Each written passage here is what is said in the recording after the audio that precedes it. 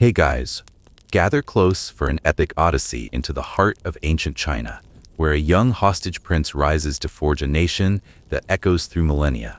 From the mist-shrouded peaks of the Qin Mountains to the bustling streets of Xianyang, from the thunderous march of armies unifying 6 warring states to the silent vigil of a terracotta legion, we'll trace the path of Qin Shi Huang, the man who sculpted chaos into the first Chinese empire. Born Ying Zheng in 259 BCE, a boy caught in the web of a fractured warring states era, he emerged as the Shiji Chronicles, a relentless visionary wielding legalist steel to bind a civilization. Was he a heaven-sent architect of unity or a tyrant who coded an empire in fear, his mercury-laced quest for immortality his undoing?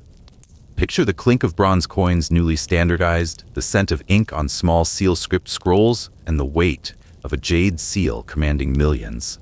Your pulse quickens at the enigma of his reign. Why does his great wall still stand, and his clay warriors guard secrets unearthed in 1974? These tales, carved in oracle bones and whispered by Sima Qian, brim with triumph, terror, and the dream of eternity. Let's unravel the mystery together. Hit that like button, subscribe, and tap the bell if you're captivated by this saga of iron and ambition. Drop a comment to share where you're tuning in from and what time it is there. It's electrifying to connect across the globe. Now dim the lights. Let the hum of a distant river flow through an open window, sink into your cozy chair, relax your shoulders, and recall a moment when you felt the spark of greatness. Hear the faint echo of chariot wheels and the flicker of lantern light on palace walls. Step aboard our time machine, and let's embark on tonight's adventure. Stand in the shadow of the Great Wall, where starlight glints on ancient stones, and Qin Shi Huang, the boy who became the first emperor, faces eternity under the watchful gaze of the heavens. Congratulations, you've just woken up in the year 259 BCE in the bustling but dangerous city of Handan, the capital of the Zhao state. Imagine you awaken in the year 259 BCE in the bustling, treacherous city of Handan, the heart of the Zhao state. The air carries the sharp scent of smoldering wood from distant fires, mingling with the damp earth beneath your bare feet, cool and unyielding. The good news, you're still alive. The bad news, your blanket is damp from the night dew, and a goat might be nibbling at the edge of your tent. The faint rumble of horse hooves echoes through the morning mist, a reminder that war is never far. Your rough linen tunic scratches against your skin, and the lingering taste of gritty millet porridge clings to your tongue from last night's sparse meal. No gentle alarm wakes you, just the persistent crow of a rooster that seems to say, "Get up, there's plenty to do." No gentle alarm stirs you, just the insistent crow of a rooster and the low hum of merchants setting up in the marketplace, their voices tinged with whispers of invasion and betrayal. You're alive in the Warring States period, a time when survival is a daily wager, tougher than finding your keys in a modern mess. Your home is a modest thatched hut, shared with family and a few restless goats, their warmth a small comfort against the chill seeping through the walls. No soft mattress or electric lights here, just a straw pallet that smells faintly of mold and a wool blanket stiff with grime. Step outside and the world greets you with the muddy aroma of the yellow river nearby, blended with the acrid tang of forges hammering out bronze swords. The wind rustles through bamboo groves, a soothing rhythm that almost masks the distant clang of weapons being sharpened. A simple cut from a farming tool could lead to big trouble. No antibiotics, just herbs and prayers, with infection lurking like an uninvited guest. A simple cut from a farming tool could spell doom. No antibiotics, just herbs and whispered prayers, with infection lurking like a shadow. As you stand barefoot, grains of sand shifting beneath your toes like echoes of forgotten battles, you feel a quiet gratitude for modern comforts, clean water, warm beds, a world where survival doesn't demand constant vigilance. Let your mind drift now, carried by the gentle flow of the Yellow River, into a story of chaos and ambition, where a boy born in enemy lands would rise to forge an empire. You're a farmer now, laboring in the fields of Zhao or perhaps Wei, your hands caked with warm, sticky earth as you plant millet seeds in neat rows. The repetitive motion is almost meditative, like the steady drip of water from a bamboo spout, but peace is an illusion. The Warring States period, stretching from 475 to 221 BCE, has turned China into a fractured battleground of 7 rival kingdoms: Qin, Chu, Yan, Qi, Zhao, Wei, and Han. These states clash relentlessly, their wars leaving fields barren and villages in ashes. The Battle of Changping in 260 BCE, where Qin's forces buried alive tens of thousands of Zhao soldiers, lingers in the air like the smoke of burned homes. You smell charred wood, feel the ground tremble with approaching cavalry, and hear marketplace whispers of fragile alliances crumbling like dry clay. The Zhou dynasty's king is a hollow figurehead, his authority eroded, leaving these kingdoms to devour each other in a brutal contest for supremacy. As a farmer, you bear the cost. Taxed to fund armies, conscripted to fight, your crops seized while famine looms. Your meal is a rough bowl of millet porridge, its flavor reminding you that in this era, delicious is a luxury, and as long as no insects are buzzing around it, it's already a fine feast. Each day feels heavier, building toward an inevitable reckoning, a drama of destruction or unification. Yet amid this strife, thinkers like Confucius and Laozi offer visions of order, their words like distant stars in a stormy sky. Now shift to the rugged hills of Qin, where you stand as a soldier in their disciplined ranks. The weight of bronze armor presses against your shoulders, and the metallic tang of freshly forged swords fills your nostrils. Qin's rise wasn't chance. It was forged through ruthless reform. In the 4th century BCE, Lord Xianyang, guided by legalist principles, reshaped Qin into a machine of war and efficiency. He replaced feudal lords with loyal officials, centralized power, and rewarded farmers for grain and soldiers for enemy heads. Canals like the Zhenguo irrigated vast fields, feeding armies, while standardized measures streamlined trade. Harsh laws, recorded in the Shiji and Han dynasty texts, punished dissent with death, but they made Qin unstoppable. You march in tight formation, boots thudding rhythmically on packed earth, the air thick with the smoke of victory pyres as Qin swallows its neighbors. The drama of conquest building with each step. You become a scholar now, a Shi, seated in a dim room, scribbling on bamboo slips by the flicker of an oil lamp. The soft scratch of your brush is a calming pulse, though the world outside is anything but calm. Society in the warring states is a rigid pyramid. Nobles like Qin's royal family command vast lands and armies, while scholars like you advise on strategy, your influence growing in the chaos. Farmers, the majority, toil endlessly, their hands calloused from plows, taxed to exhaustion to fuel wars. At the bottom, slaves, captives or debtors labor in mines, their chains clinking faintly in the distance. Inequality festers, with nobles draped in silk while peasants scrape by on millet and salt. Yet this hardship breeds resilience, a spark of human endurance amid the tension of a society on the brink. The scent of incense from a nearby shrine curls through the air, mingling with the earthy aroma of drying ink, anchoring you in this stratified world. Now, you're a philosopher under a pavilion, rain pattering softly on tiled roofs, the damp air carrying the fresh scent of wet earth. The 100 schools of thought flourish here, ideas clashing like armies. Confucianism preaches benevolence and order, but Qin's rulers favor legalism's strict laws and centralized control, crafted by thinkers like Han Feizi and Li Si. Taoism's call for harmony with nature offers solace, while Mohism's universal love and Sun Tzu's military strategies shape battles. These debates are like an ancient online workshop, where everyone pitches ideas to save the world, but without a mute button for opposing views. These debates fuel the intellectual drama, as rulers wield philosophies to justify conquests, building toward a unified vision. Your fingers trace ancient characters on silk scrolls, their rustle a tactile whisper in the rain-soaked air. You shift to a merchant's life, your cart creaking over rutted paths, the jingle of bronze coins a faint lullaby. Agriculture drives the economy. Fields of rice, millet, and wheat along the Yellow and Yangtze, irrigated by Qin's canals. Farmers are rewarded but crushed by taxes and labor demands, building walls or palaces amid famine's shadow. Trade thrives in cities like Handan, with silk, iron, salt, and horses flowing along rivers and roads, enriching men like Lu Buwei. Mines yield metals for weapons, powering Qin's dominance, but wars disrupt commerce, heightening the economic strain toward collapse or unity.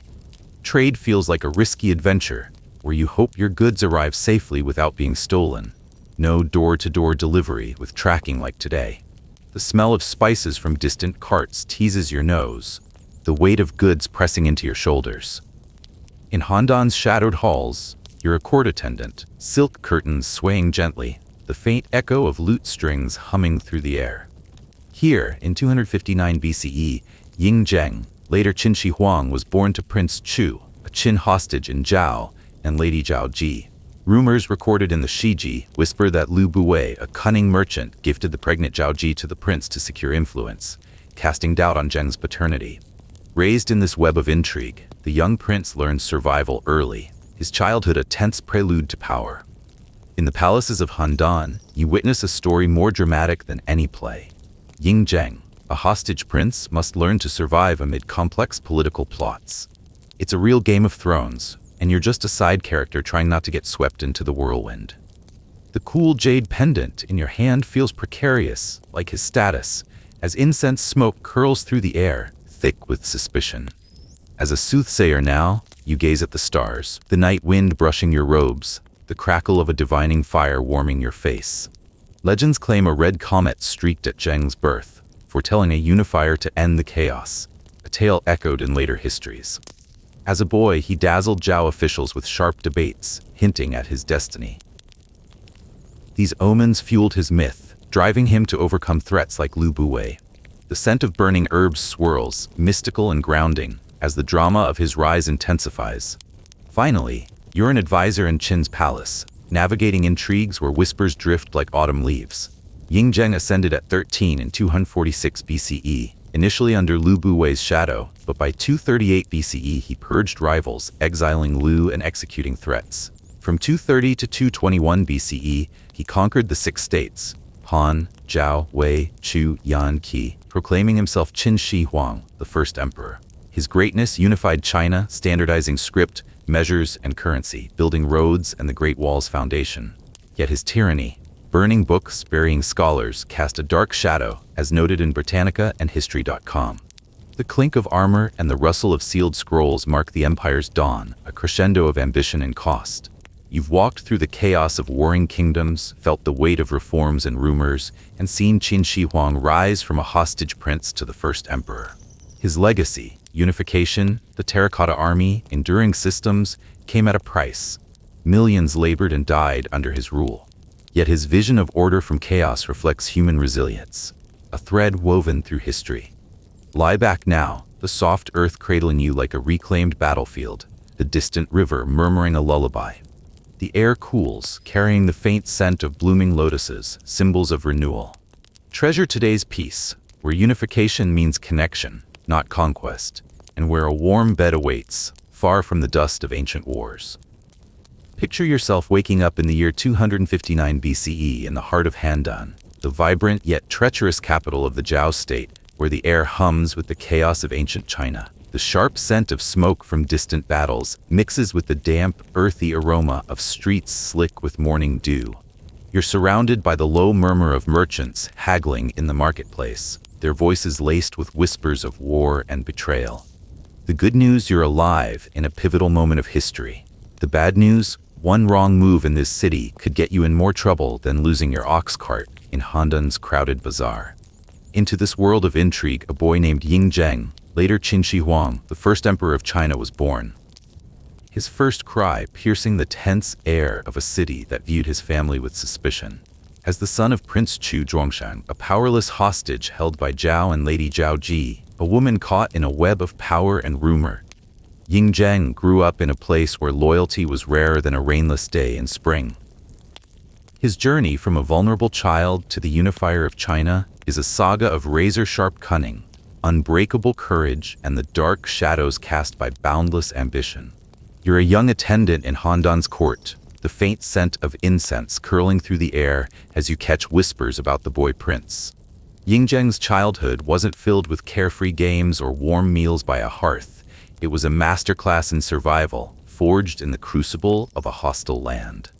As the son of a Qin hostage, he faced daily sneers from Zhao's officials who saw his family as barbarian outsiders from the western state of Qin.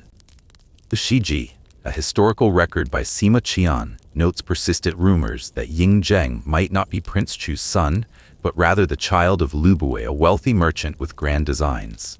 These whispers claimed Lu, a master schemer, gifted the pregnant Zhao Ji, once a courtesan in his household, to Prince Chu to secure influence in Qin. Imagine growing up with gossip spicier than market chili paste, questioning your very existence, each rumor stinging like a thorn in the boy's heart. These slights, from taunts about his mother's past to mockery of his father's powerless status, fueled a burning resolve to rise above scorn and seize control. It's like being stuck at a feast where everyone's whispering about your family's scandals and you're just trying to keep your bowl of millet porridge down. Watching Prince Chu, a hostage reliant on Lu Bui's cunning to escape Zhao and claim Qin's throne. Ying Zheng learned a brutal lesson. Power is the only shield against a world that seeks to crush you. Liu, a merchant turned political genius, pulled strings from the shadows, his influence looming over Ying Zheng's early years like a storm cloud. The boy's isolation, trapped between a disempowered father, a mother shrouded in controversy, and Lu's towering presence, forged a fierce determination. He vowed never to let others dictate his fate, a promise etched deeper by those nagging rumors about his birth. Picture the weight of that suspicion, like hauling a sack of grain through Handan's muddy streets, knowing one misstep could mean disaster. It's like playing a high-stakes game of Go with no rulebook, where a single wrong move could end the game or your life. Yet Handan wasn't just a prison, it was a forge that tempered Ying Zheng's mind and spirit. As a court scribe, you jot down notes by flickering lamplight. The scratch of your brush on bamboo slips a steady rhythm. Stories circulate of a boy who, despite his youth, stunned Zhao's envoys with sharp-witted responses in tense debates, his words cutting like a well-aimed arrow. Whether these tales are true or embellished by later chroniclers, they paint a picture of a mind honed by necessity, reading every glance, dissecting every motive. Handan, a crossroads of ideas where Confucian calls for virtue, clashed with Taoist musings on harmony and Mohist ideals of universal love, broadened his perspective, even if he'd later embraced legalism's cold, calculated clarity. Think of Handan as an ancient boot camp for brains, where dodging insults was as critical as dodging spears. Survival here wasn't just about enduring, it was about mastering the art of outsmarting foes. Despite a frail constitution, possibly from Handan's harsh conditions, or as some historians later speculated, early exposure to toxins like mercury, Ying Zheng was educated with rigor. He absorbed Qin's legalist principles, strict laws, disciplined armies, and centralized power drilled into him by tutors likely sent from Qin. Handan's cultural melting pot, alive with philosophical debates, gave him a wider lens, though he'd lean toward legalism's iron grip. His resilience shone through like a lone torch in a stormy night, as he navigated a world where trust was as scarce as a good harvest in wartime.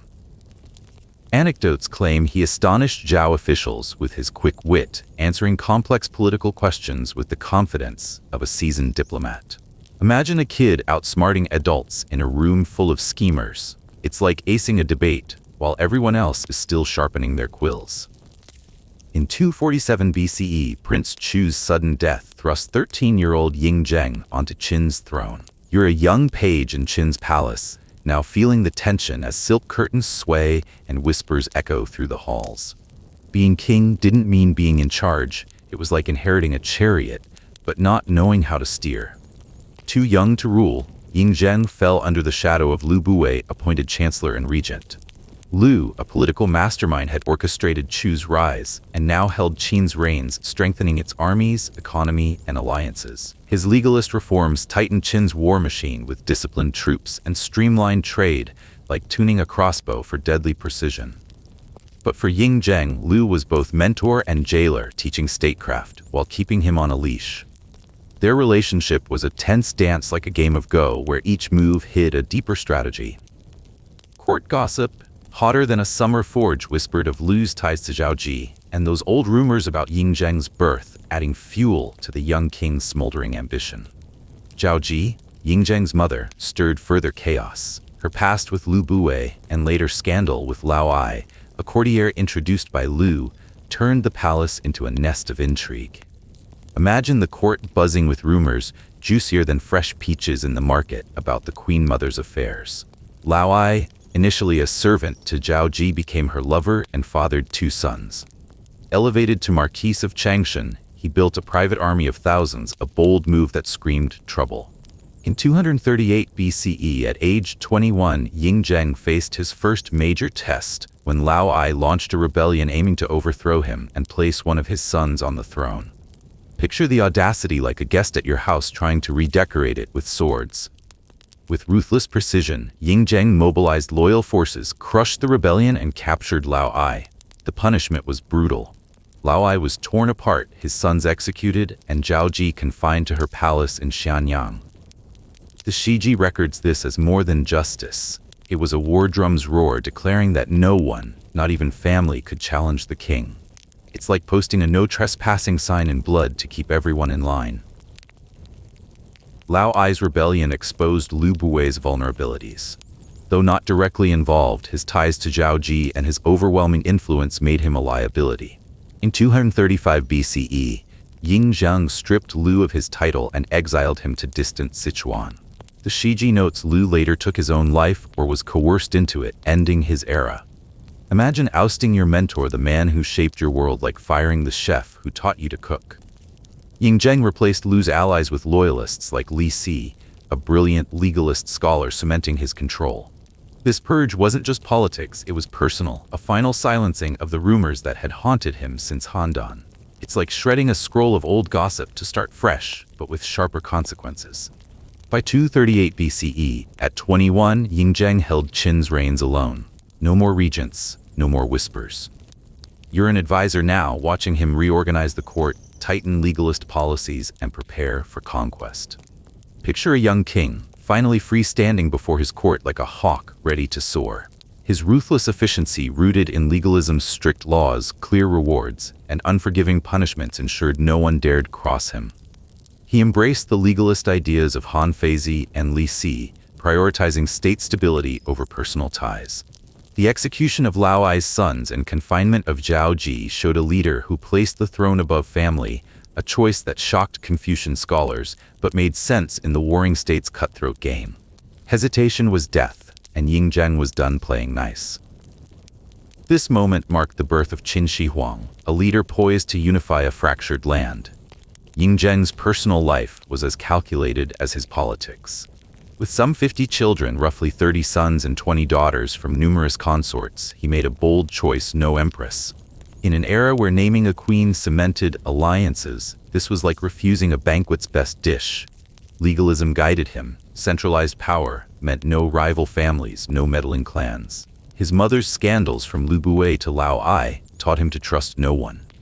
Imagine a king with dozens of kids but no queen, his palace a fortress of control, not love. Zhao Ji's entanglement with Lao Ai, producing 2 sons who threatened the throne, led to her confinement after the rebellion. This severed their bond, a stark reminder that even family ties bowed to the state. His eldest son, Fusu, leaned toward Confucian kindness, clashing with his father's harsh policies, like building the Great Wall or burning books. After Xianyang's death in 210 BCE, Fusu's forced suicide, engineered by Li Si and the eunuch Zhao Gao, cleared the path for Hu Hai, a weaker son hastening Qin's collapse. It's like setting up a grand feast, only for the table to collapse under its own weight.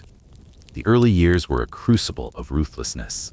Crushing Lao Ai, confining Zhao Ji, and exiling Lu Bui showed a leader who valued stability over sentiment.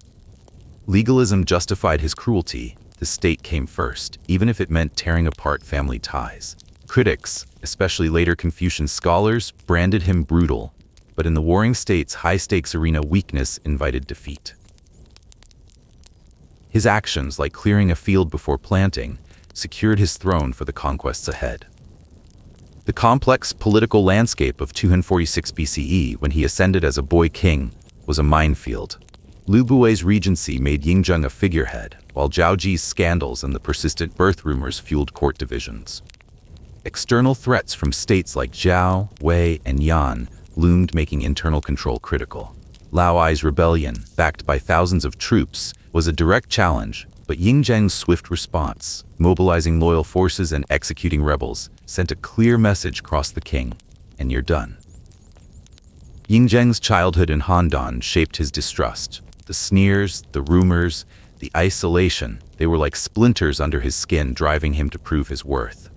His education, blending legalist rigor with Handan's philosophical diversity, gave him the tools to navigate this world. He learned to read people like scrolls, spotting allies and threats in every gesture.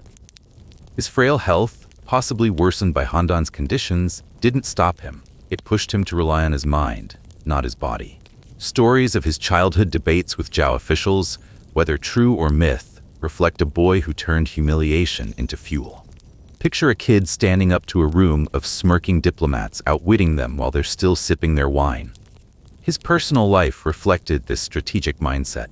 By not naming an empress, Xianyang avoided the political traps of powerful in-laws, a lesson drawn from his mother's chaotic influence. His 50 children were a strength, but also a risk, each a potential pawn in court intrigues. Fusu's Confucian leanings hinted at a softer future, but his father's legalist vision, order through fear, left no room for sentiment. The lack of a clear succession plan, coupled with his distrust, sowed seeds of chaos. After his death, the power grab by Li Si and Zhao Gao showed how his own ruthlessness echoed in his court, like a poorly balanced cart tipping over. The shadows of ambition defined these years. The execution of Lao Ai's sons, the confinement of Zhao Ji, and Lu Bui's exile weren't just power plays, they were declarations of a king who'd bow to no one. Legalism, with its emphasis on state over self, justified these acts. Han Feizi's teachings, embraced by Xianyang, saw ruthlessness as a tool for order, not cruelty for its own sake. Later Confucian historians criticized him, but in the warring state's brutal game, his choices were survival tactics. Picture a farmer burning a field to ensure a better harvest. It's harsh, but it works. Xianyang's early years, from Handan's scorn to Qin's throne, forged the first emperor, a man who turned a boy's pain into an empire's foundation. His story asks, how does a young king, surrounded by betrayal, seize absolute power in a world of intrigue? From a cunning youth, Qin Shi Huang was poised for epic conquests. What battles forged his unified empire? You're a scout, perched on a hill near Xianyang, Han's capital. In 230 BCE, the air thick with the scent of blooming crops and the ominous thud of Qin's advancing armies. Han, the weakest of the 7 warring states, sits vulnerably in the central plains, its capital a stone's throw from Qin's stronghold in Xianyang. Its flat, fertile terrain, perfect for farming, is a strategic nightmare against Qin's disciplined war machine. At 29, Qin Shi Huang, now in full control after purging Lu Bui and crushing Lao Ai's rebellion, picks Han as his first target, a calculated opening move in his quest to unify China. This isn't just a battle, it's a test of Qin's reformed military and a bold statement to rival states. Think of it like placing the first stone in a game of gum. Go, knowing the whole board will shift. The good news, you're watching history unfold. The bad news, Han's about to learn that being Qin's neighbor is like living next to a dragon. Beautiful views. But one bad day and you're toast. Han's position is dire. Hemmed in by giants, Qin to the west, Wei to the east, Zhao to the north, its small territory and sparse population make it an easy mark. Xianyang, near the Yellow River, thrives on trade, but lacks the walls or manpower to resist a siege. Under King An, Han's court is a tangle of feuding factions, with officials either disloyal or swayed by Qin's gold. Its army, poorly trained and underfunded, is like a bamboo shield against a bronze sword, looks sturdy until it meets real pressure. You can hear the nervous buzz in Xianyang's markets like gossip at a modern coffee shop where everyone's whispering about the new boss who's about to fire half the staff.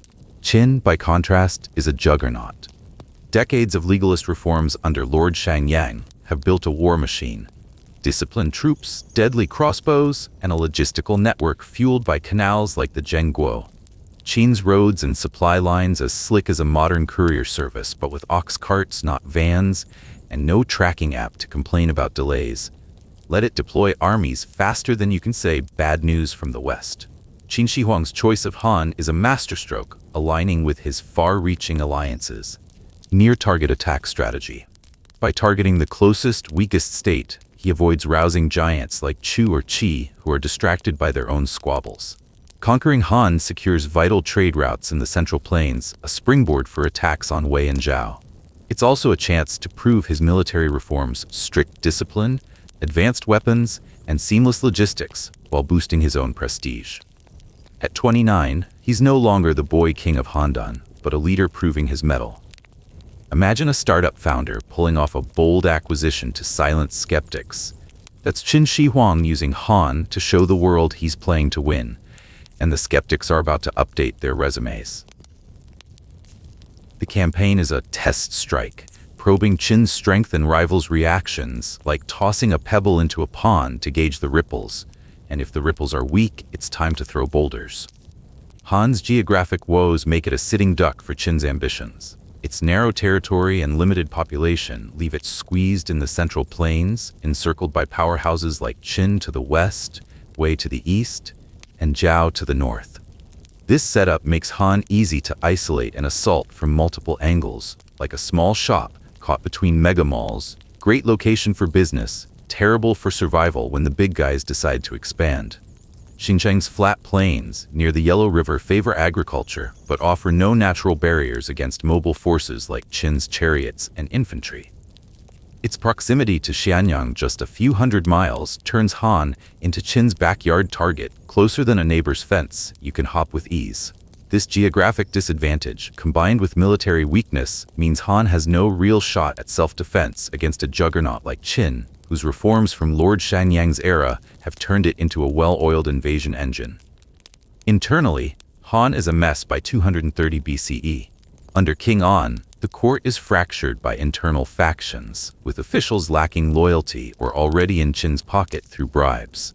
Han's economy relies on agriculture and trade, but key routes are constantly threatened by stronger neighbors, like a small business struggling while giants poach customers. Its army, focused on defense at Xianyang, lacks organization and can't match Qin's professional forces. This internal division and military frailty make Han an easy prey, unable to rally an effective vertical alliance with others against Qin, like trying to organize a group project where everyone's too busy fighting over the leader role. Qin under Qin Shi Huang is a superpower in the making. Having seized absolute power in 238 BCE, he inherits a Qin fortified by reforms from Duke Xiao and Lord Xianyang.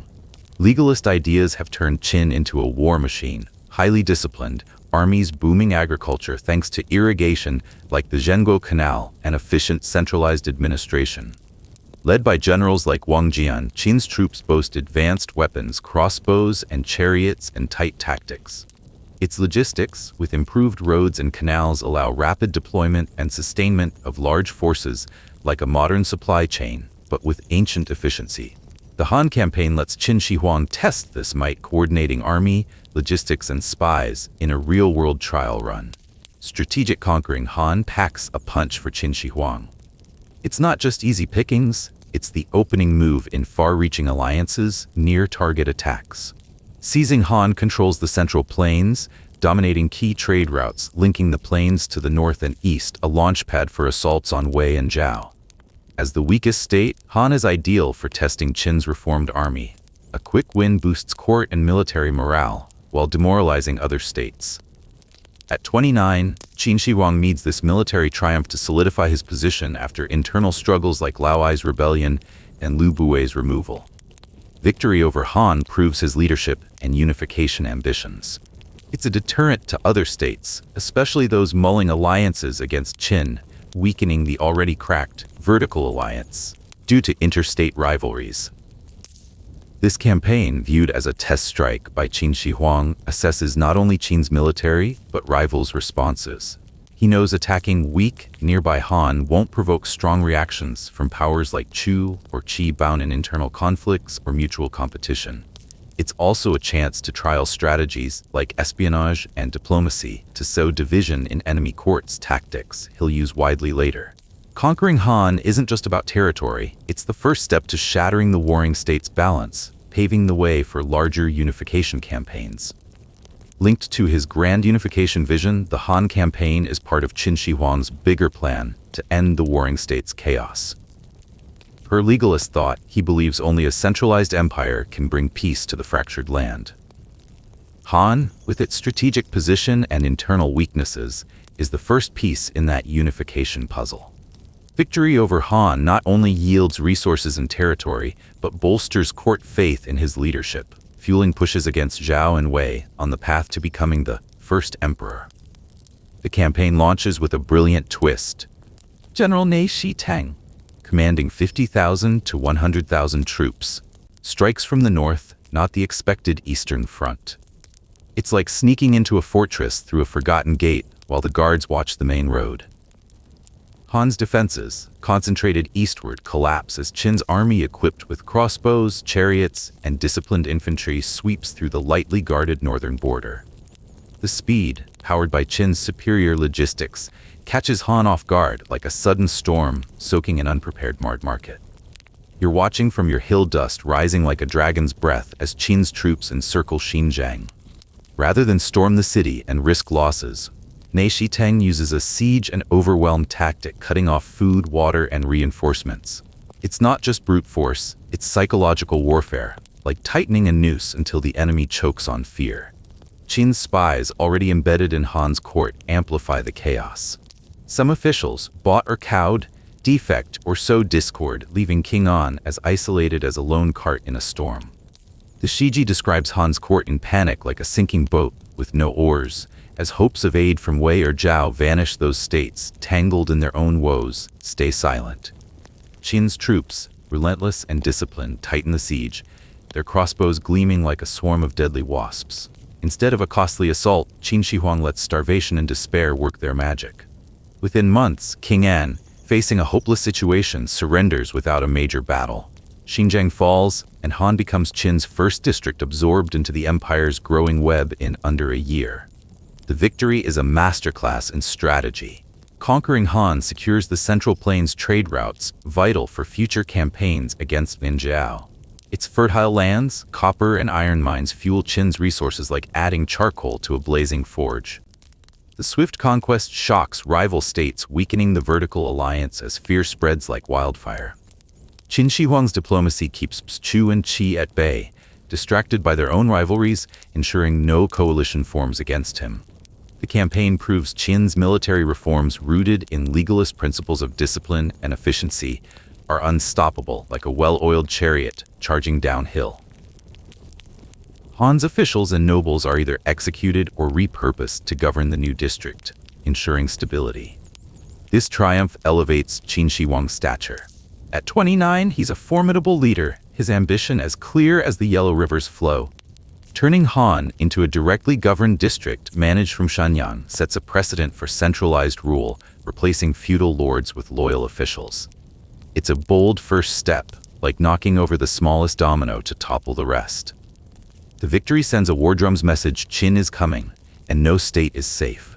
It's a psychological blow, sowing doubt in rival courts and paving the way for Qin's relentless march.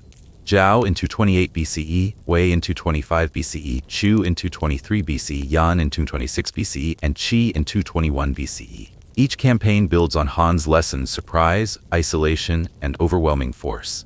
The conquest of Han showcases Qin Shi Huang's brilliance. His use of espionage, psychological pressure, and unexpected tactics like the northern attack reveals a mind sharper than his army's blades. His legalist vision of unified rule to end chaos takes shape with Han's fall, marking a new era. The district system foreshadows the empire's structure, centralizing power in a way that would have made modern bureaucrats jealous. As you stand in Xianyang's quiet streets now under Qin's banner, the air smells of victory and fresh ink on administrative scrolls. Han's collapse is a warning to the warring states. The boy born in enemy lands is now a king, reshaping history. His story asks, how does a leader turn a single victory into the foundation of an empire? From Han's fall, Qin Shi Huang's conquests gained momentum. What strategies and battles completed his unification of China? Picture yourself in 228 BCE, perched on a rugged hill overlooking Handan, Zhao's capital, where the wind carries the scent of pine and the distant thunder of hooves and bronze swords. The Warring States period is a brutal chessboard, and Qin Shi Huang, fresh off his swift conquest of Han, now faces two tougher foes, Zhao and Yan. Zhao, Sprawling across northern China from Heibei's plains to its northern hills is a titan among the warring states. Its elite cavalry trained to dominate diverse terrains, and its general Li Mu, a tactical genius proving its bite matches its bark with past thrashings of Qin. The scars of the Battle of Changping in 260 BCE, where Qin's Baiqi slaughtered tens of thousands of Zhao's troops, linger like a bad hangover sapping morale and manpower. Handan, where Qin Shi Huang was born as a hostage's son, carries personal weight. Conquering it is both a strategic necessity and a vendetta to erase childhood humiliations. Yan, nestled in the northeast around modern Beijing and Liaoning, is no Zhao but holds strategic clout, its capital Ji perched amid hills. Yan's bold move sending assassin Jing Kai to kill Qin Shi Huang in 27 BCE backfired spectacularly, like a startup launching a smear campaign against a tech giant only to crash its own servers. These aren't pushovers like Han, they're battle-hardened veterans demanding Qin Shi Huang wield not just military might but cunning diplomacy, ruthless espionage, and psychological warfare. Think of it like stepping into a high-stakes poker game after beating a rookie Zhao and Yang. And Yan aren't bluffing, and one misstep could cost Qin the pot. The good news, you're witnessing an empire's rise. The bad news, the table's full of sharks, and they've got sharp teeth.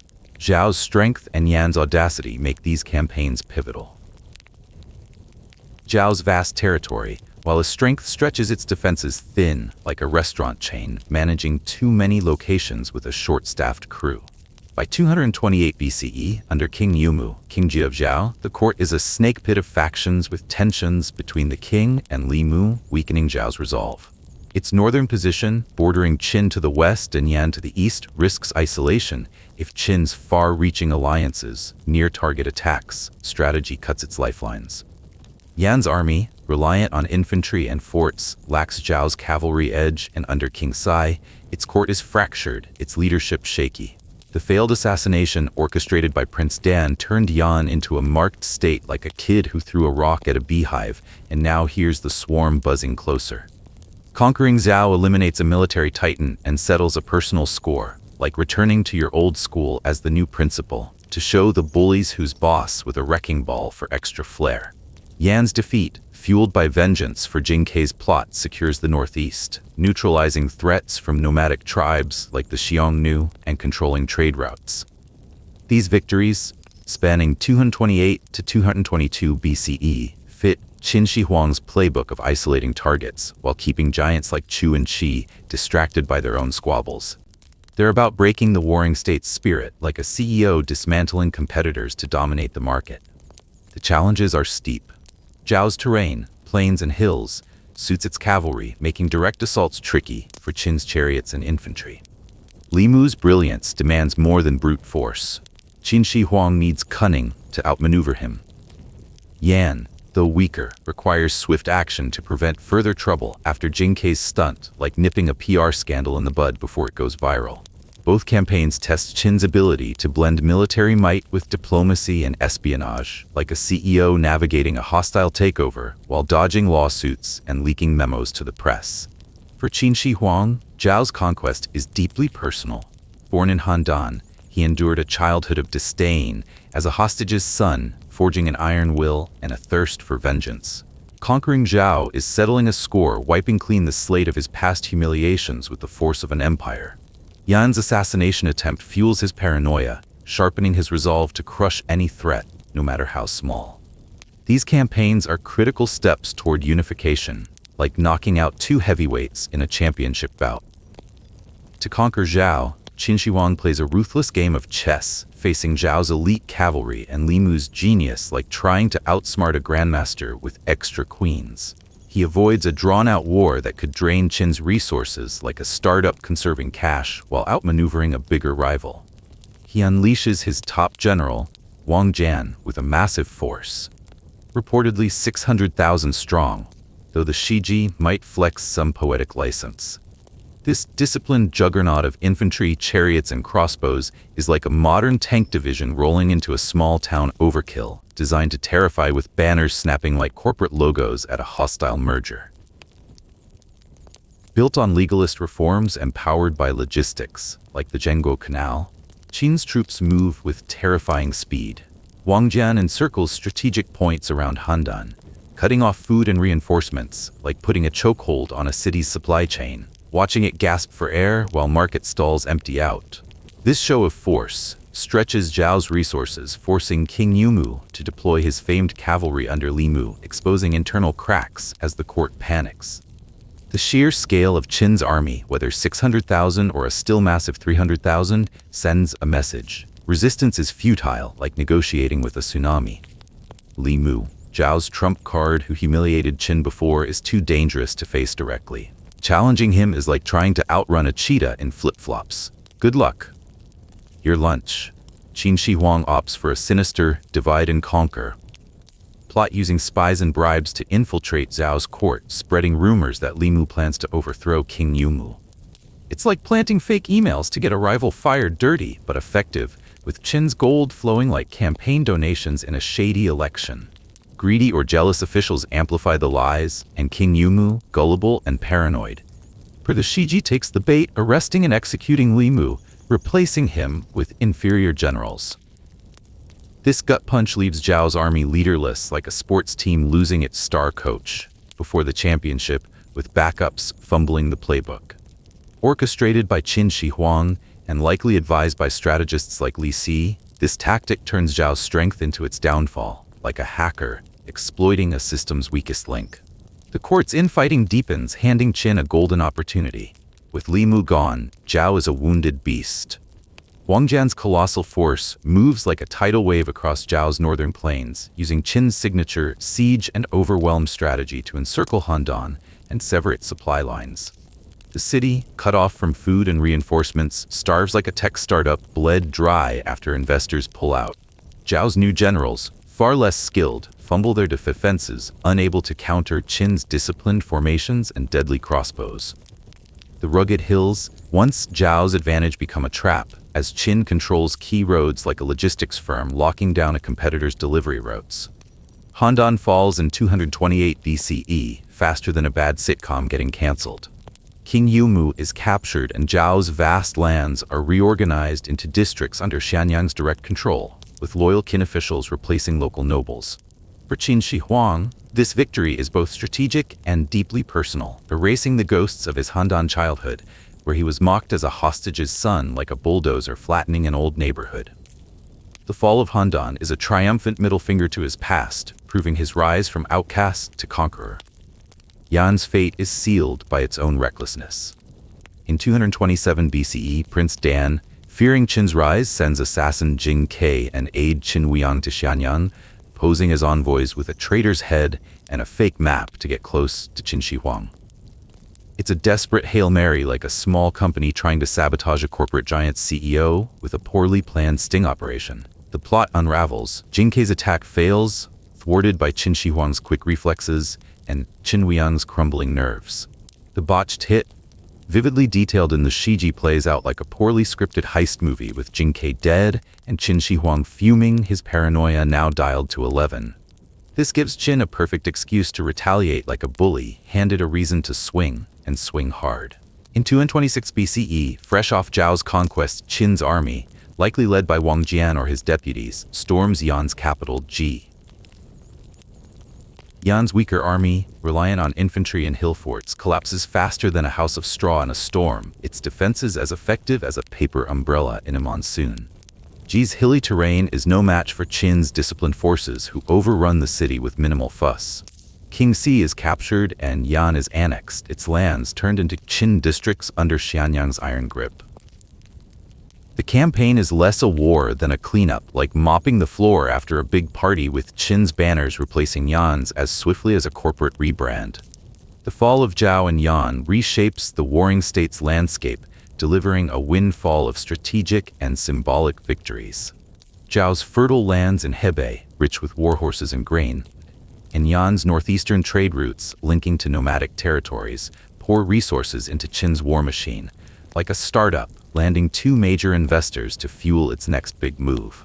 These conquests eliminate a military giant in Zhao whose cavalry once terrorized rivals, and a troublesome instigator in Yan, whose assassination attempt stirred Qin Shi Huang's wrath. It's like knocking out a heavyweight champion and a scrappy underdog in the same night, clearing the ring for Qin to face Wei, Chu, and Qi. Jing Kei's failure and Yan's swift defeat deepened Qin Shi Huang's paranoia, prompting him to tighten palace security like a tech mogul locking down servers after a data breach. His brutal crackdowns executing or repurposing Zhao and Yan's nobles reflect a growing ruthlessness, ensuring no sparks of rebellion flicker in the conquered lands.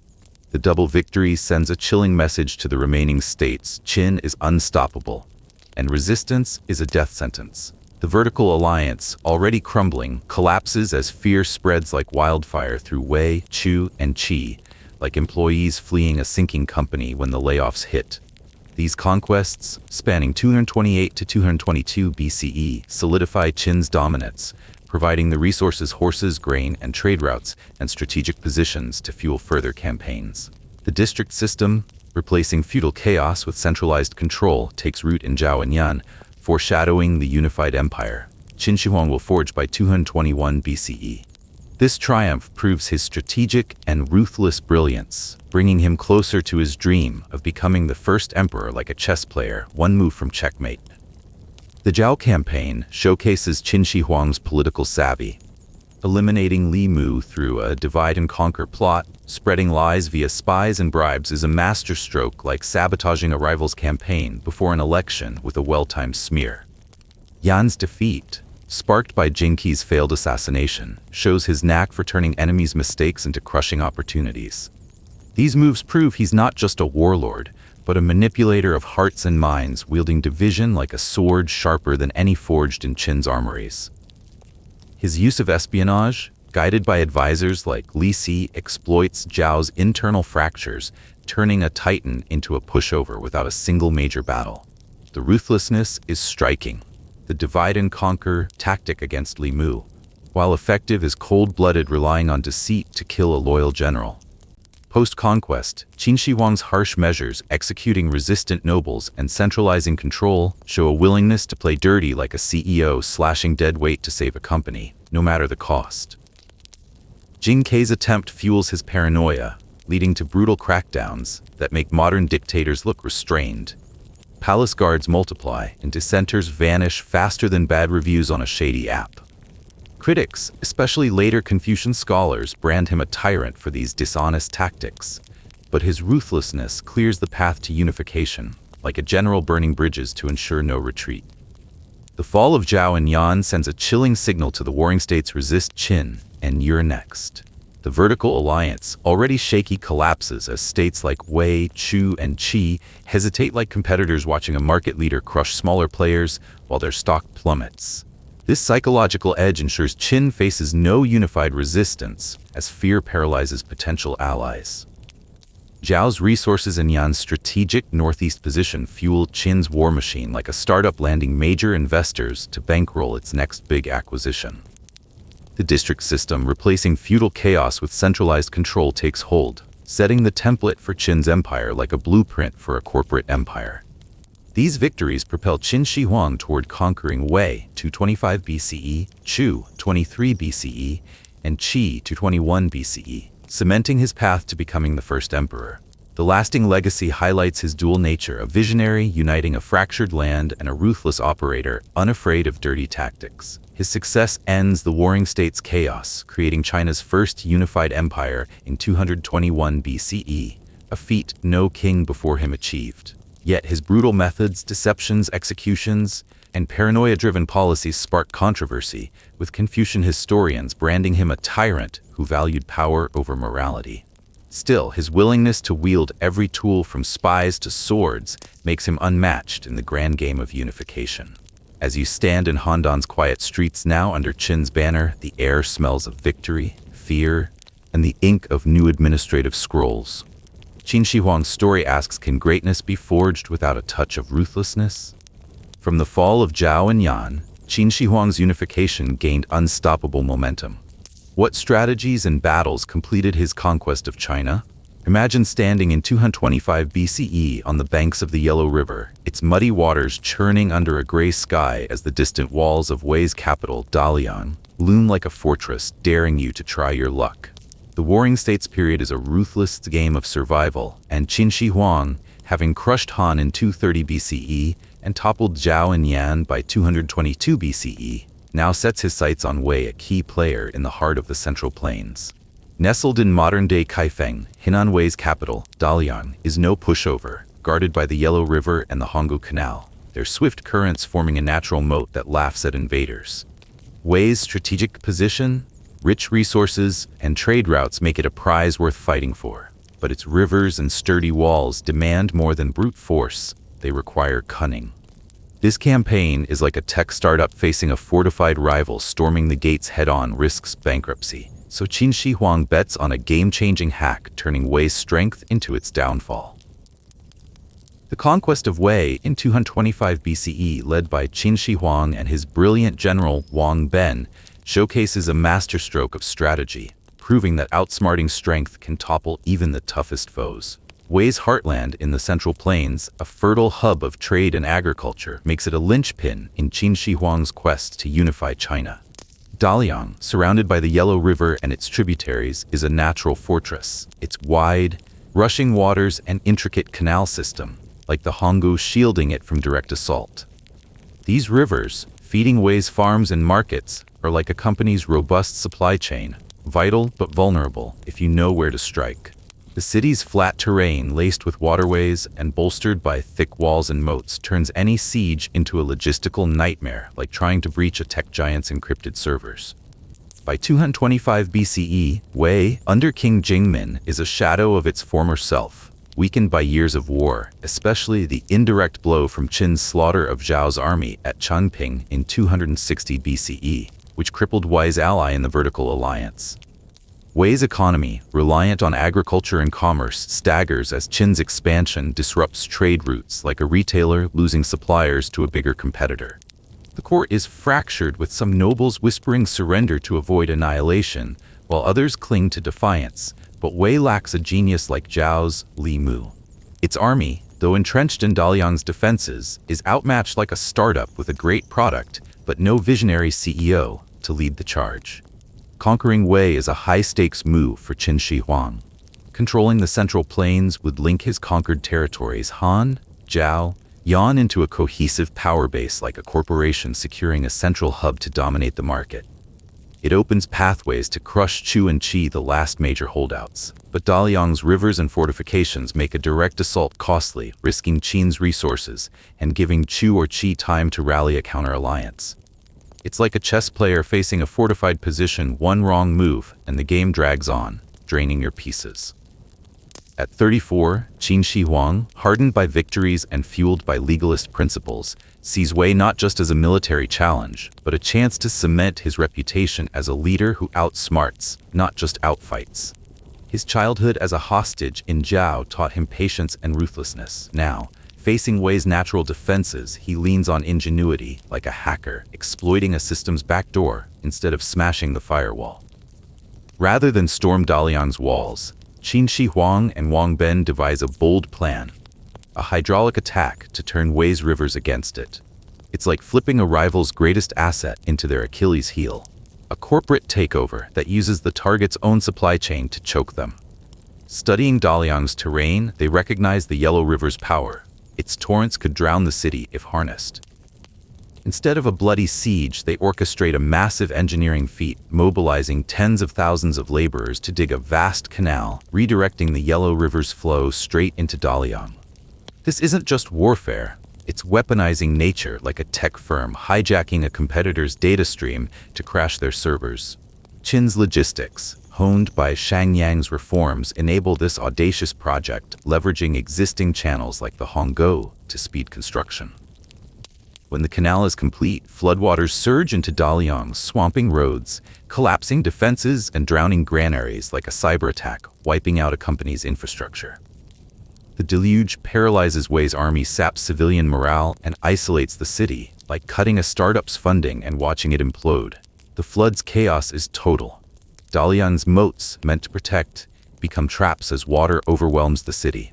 Starving and stranded, wise people panic like employees trapped in a sinking office with no escape. Wei's weakened army, lacking a strategist to counter Qin's move, flounders, unable to navigate the inundated terrain. Qin's forces, estimated at tens of thousands, maintain a tight encirclement ready to strike if Wei resists, like a venture capitalist waiting for a desperate rival to fold. King Jingmin, facing a drowned capital and no hope of holding out, surrenders, per the Shiji, choosing survival over slaughter, like a CEO signing a buyout to avoid bankruptcy. Daliang falls in 225 BCE without a major battle, a testament to Qin's cunning. Wei's lands are absorbed into Qin's empire, reorganized into districts under Xianyang's control, like a corporation swallowing a competitor and streamlining its assets. This victory reshapes the warring state's landscape. Wei's fertile fields and trade routes now Qin's fuel the war machine, like a startup acquiring a rival's patents and market share to dominate the industry. The Central Plains control strengthens Qin's grip, linking conquered territories and paving the way for assaults on Chu in 223 BCE and Qi in 221 BCE. The swift fall of Daliang, a fortress thought impregnable, sends a chilling message to Chu and Qin's ingenuity can topple even the strongest defenses, like a tech titan outsmarting competitors with a disruptive algorithm. The vertical alliance, already crumbling, collapses further as fear grips the remaining states, like investors fleeing a market crash. Qin Shi Huang's minimal losses achieved by avoiding a prolonged siege preserve his army's strength, reflecting his legalist obsession with efficiency, like a CEO cutting costs while maximizing impact. The hydraulic attack proves Qin Shi Huang's strategic genius. By turning Wei's rivers into a weapon, he and Wang Ben avoid a costly siege, like a hacker bypassing security to take down a system from within. The canal project, executed with Qin's disciplined logistics and engineering prowess, showcases their ability to wield nature itself, a feat as bold as redirecting a river to power a modern megaproject. This ruthlessness flooding a city, devastating its people, draws criticism from later Confucian scholars who brand Qin Shi Huang a tyrant, but it's like a CEO making tough cuts to save the company, harsh yet effective. The victory consolidates Qin's hold on the Central Plains, securing vital trade and transport routes, like owning the internet's backbone in a digital war. The district system replacing Wei's feudal lords with loyal officials takes root, setting the blueprint for Qin's unified empire, like a corporation standardizing operations across new acquisitions. At its core, the conquest of Wei is a triumph of vision over brute force. Qin Shi Huang's ability to exploit terrain, mobilize resources, and outmaneuver Wei's defenses marks him as a leader who wins battles in the mind before the battlefield. It's like a startup founder outsmarting a giant with a clever pivot, not a bigger budget.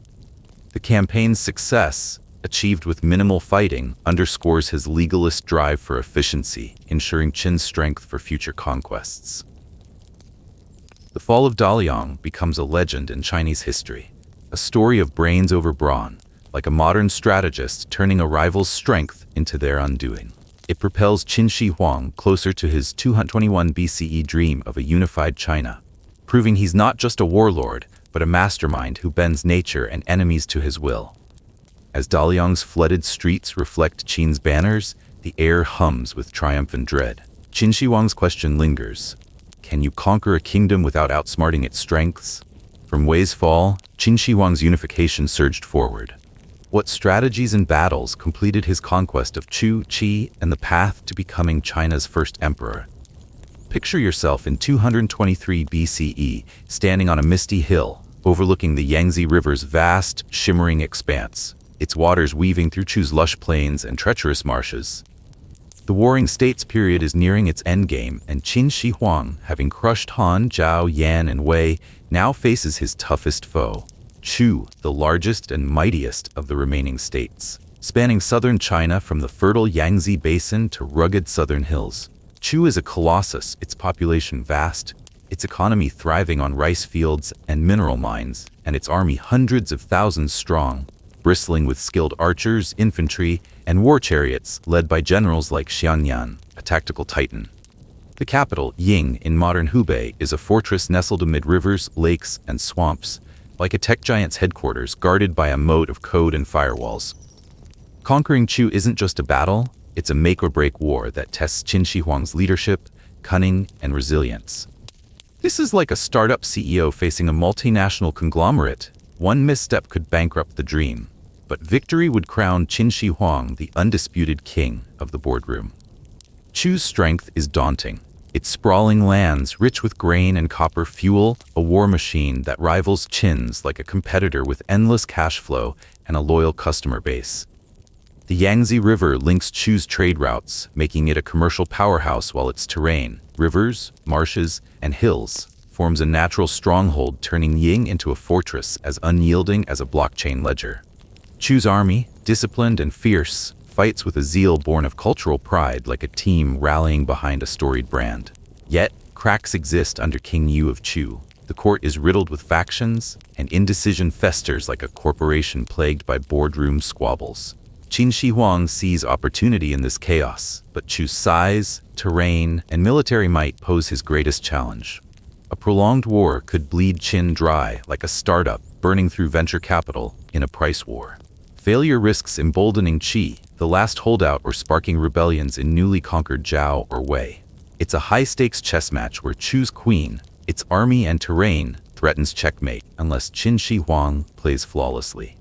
At 36, Qin Shi Huang is a battle-hardened visionary, driven by legalist principles of efficiency and control, his ambition to unify China burning brighter than ever. His childhood as a hostage in Zhao and victories over Han, Zhao, Yan, and Wei have forged a leader who blends ruthlessness with cunning, like a CEO who's survived hostile takeovers and now eyes the ultimate merger. Conquering Chu is personal and strategic. A victory would secure southern China, its resources, and trade routes, like acquiring a rival's patents, factories, and markets. It would crush the vertical alliance's last hope, intimidate Qi into submission, and cement Qin Shi Huang's legacy as the first emperor. But Chu's defenses demand more than brute force. They require a strategy that outsmarts nature and men. This campaign is like cracking a safe force alone won't do. You need the right code, patience, and a master thief. The campaign begins with a costly misstep. Confident from past victories, Qin Shi Huang sends General Li Xin with 200,000 troops to storm Chu, like a brash startup launching a product without market research. Chu's terrain and Xianyang's brilliance crush the attack, routing Qin's forces in a humiliating defeat, per the Shiji like a hyped IPO crashing on launch day. The loss shakes Qin Shi Huang's credibility, threatening his unification dream, as if investors are pulling funds after a failed product rollout. But he proves his genius in course correction. Recognizing his error, he swallows his pride and summons Wang Jian, a retired veteran who conquered Zhao and Yan. When Wang Jian demands 600,000 troops, an unprecedented force that could strain Qin's economy and risk rebellion, Qin Shi Huang agrees without hesitation, like a CEO betting the company on a turnaround specialist. This trust, rooted in legalist faith in talent and efficiency, showcases his ability to learn from failure. A rare trait in a warring state's king, like a founder pivoting after a flop to save the company. Wang Jian's strategy is a masterclass in patience, defying Qin's usual blitzkrieg tactics. Instead of charging into Chu's swamps, he orders his 600,000-strong army to dig in, building fortified camps, stockpiling supplies, and training relentlessly for nearly a year. This biding time approach is like a tech firm delaying a product launch to perfect the code, frustrating competitors who expect a quick fight.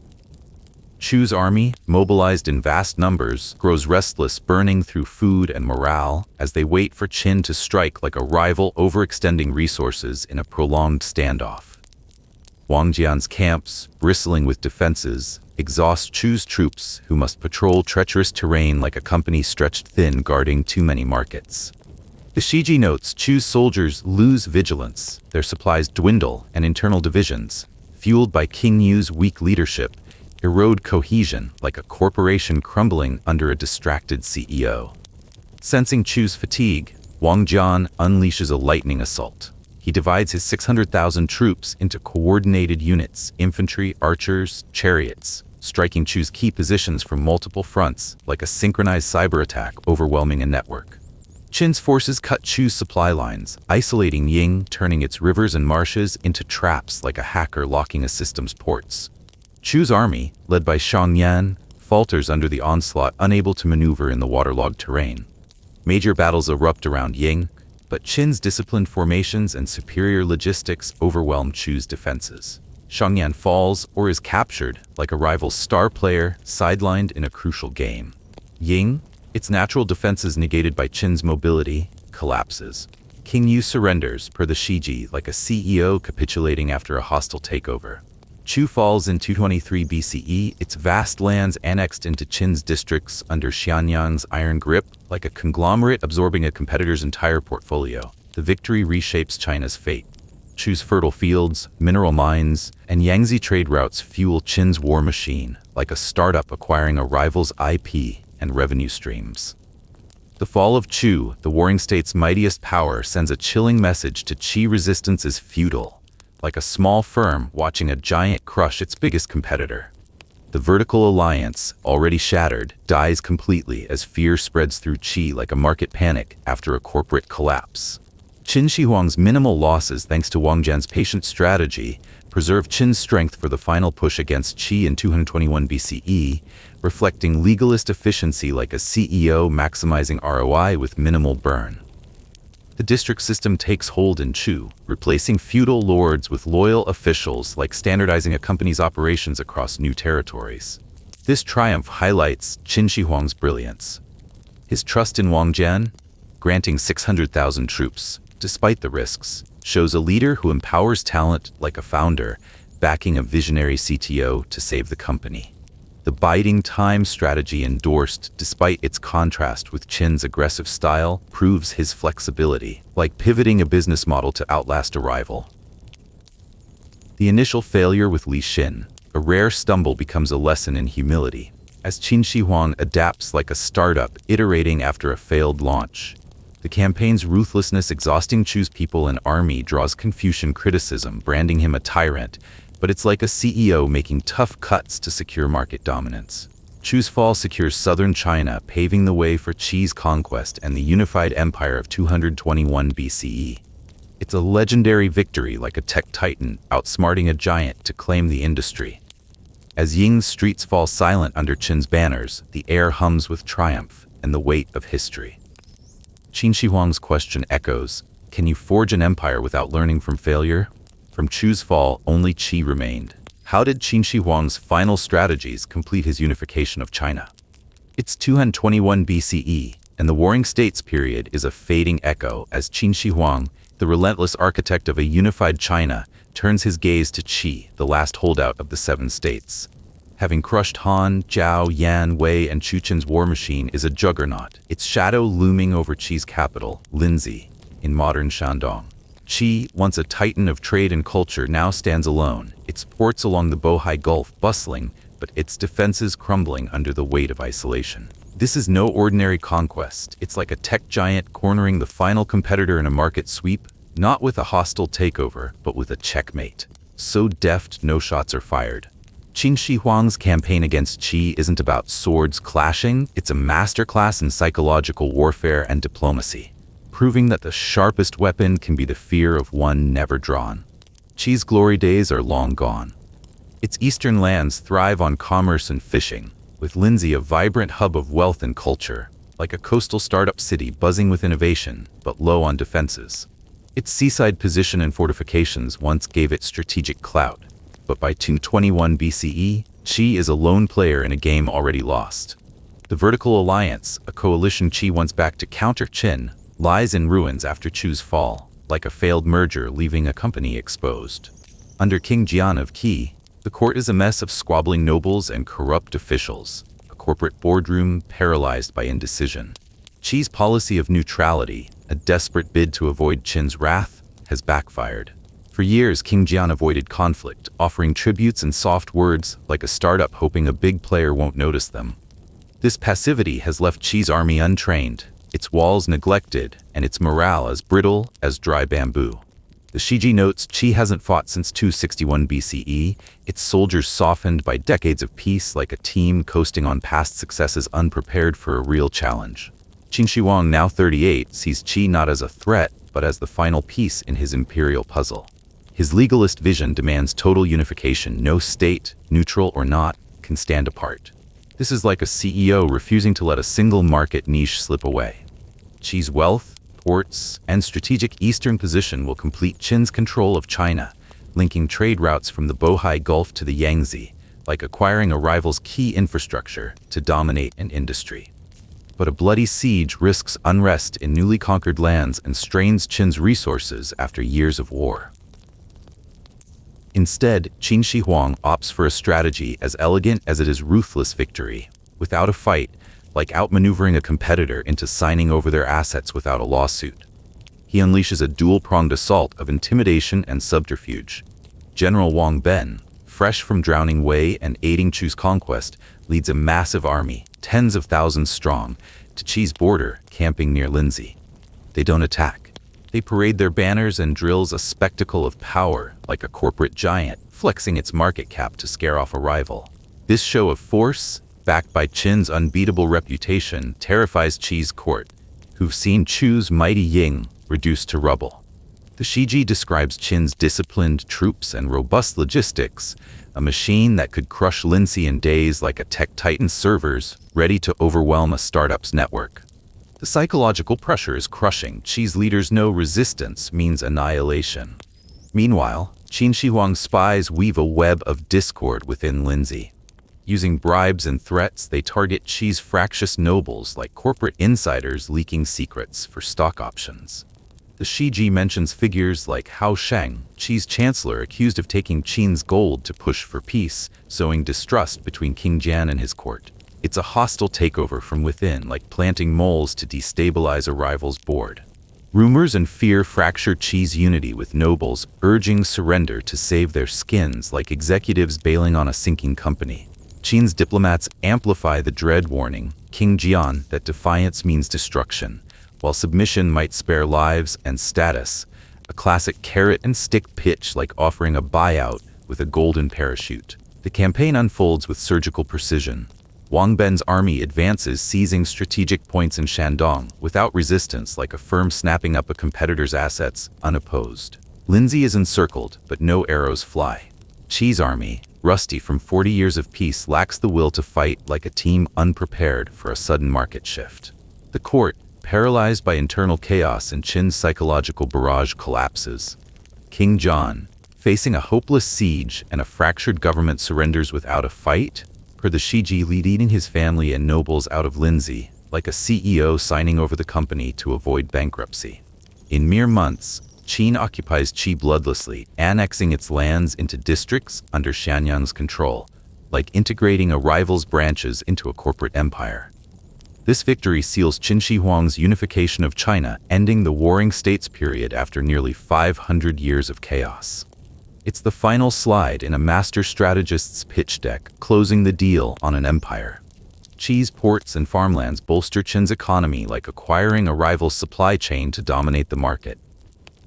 The bloodless conquest preserves Qin's strength, avoiding the unrest a brutal siege might spark, reflecting legalist efficiency, like a CEO minimizing costs in a takeover. Qin Shi Huang proclaims himself Shi Huangdi, first emperor, abolishing feudal states and dividing China into 36 districts, later 48, ruled from Xianyang with unified laws, currency, and writing, like standardizing a global company's operations.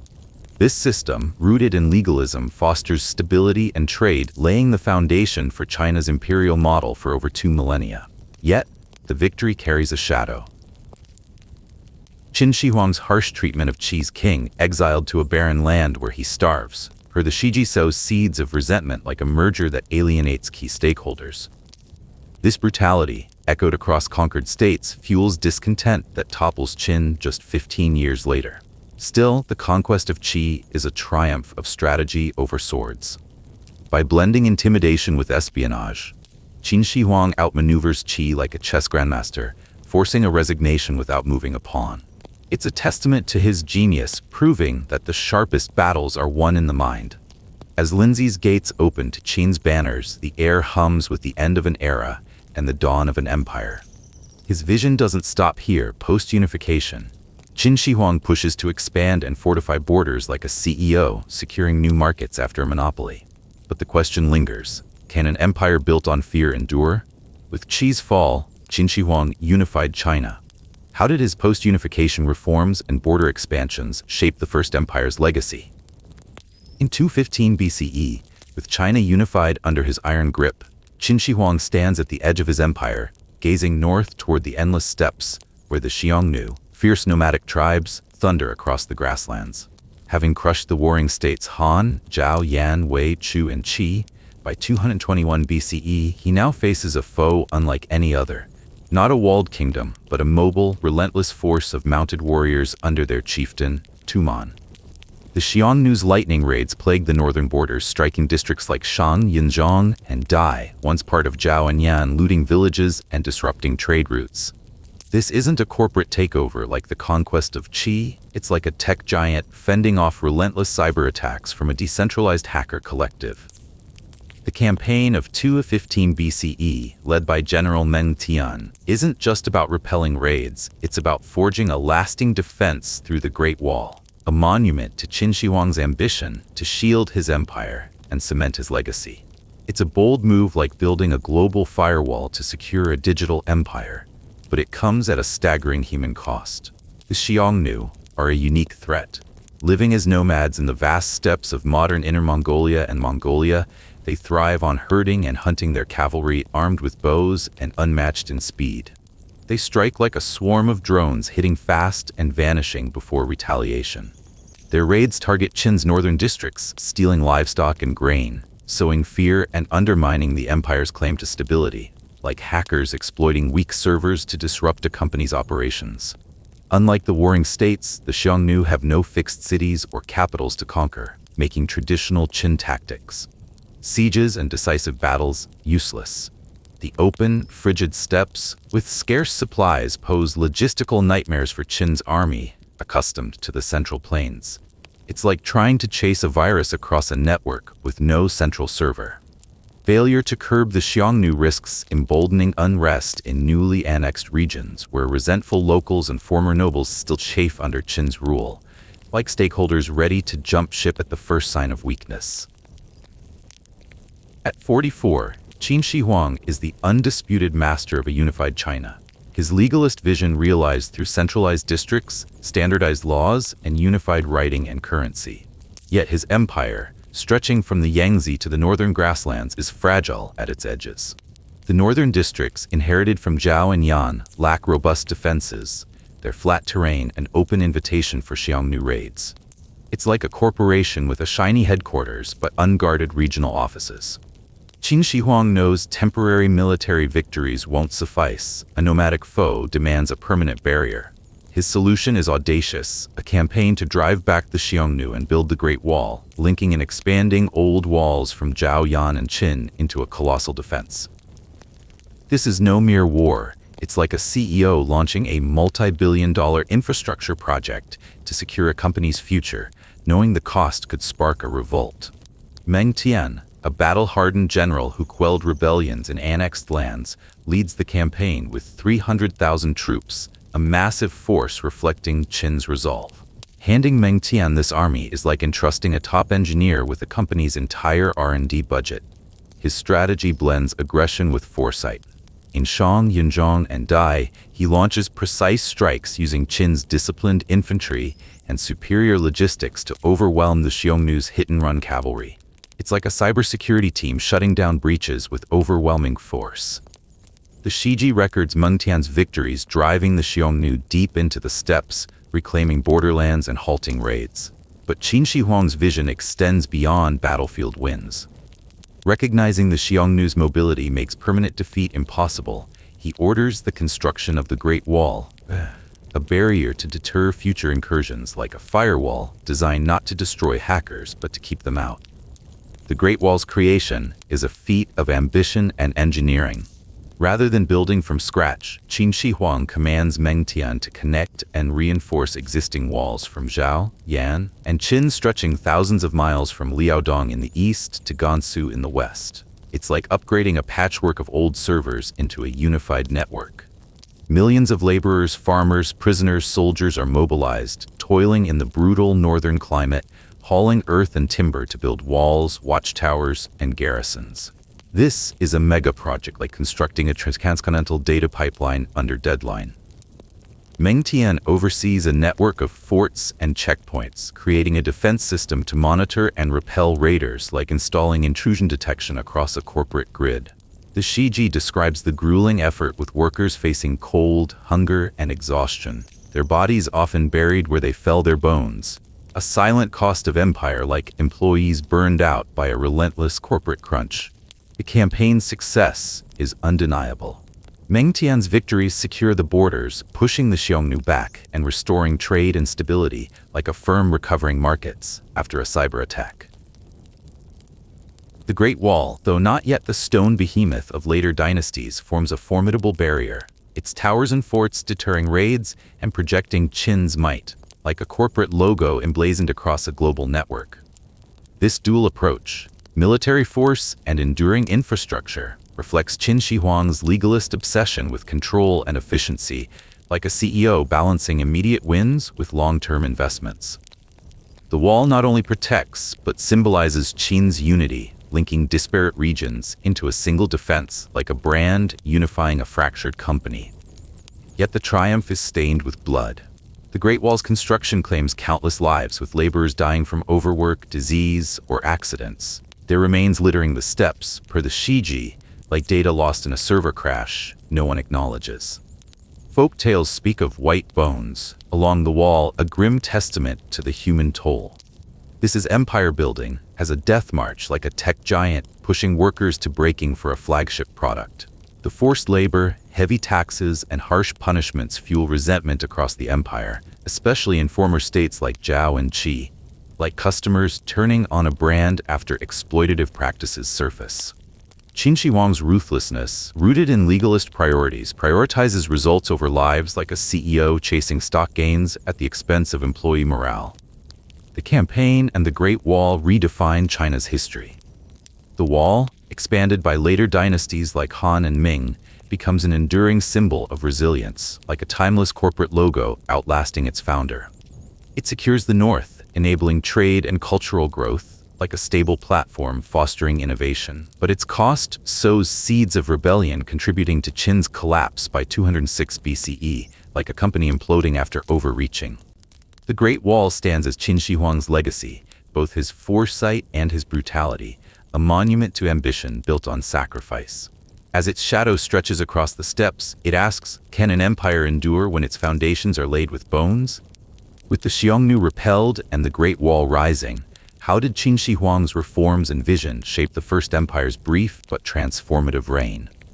In 214 BCE, with China unified and the Great Wall rising against the Xiongnu in the north, Qin Shi Huang turns his relentless gaze southward to the Baiyue, a vast region of tribes spanning modern Guangdong, Guangxi, parts of Yunnan, and the Red River Delta in northern Vietnam. This isn't just another conquest, it's a bold push to stretch his empire from the northern steppes to the tropical south, like a tech titan expanding into a volatile, emerging market.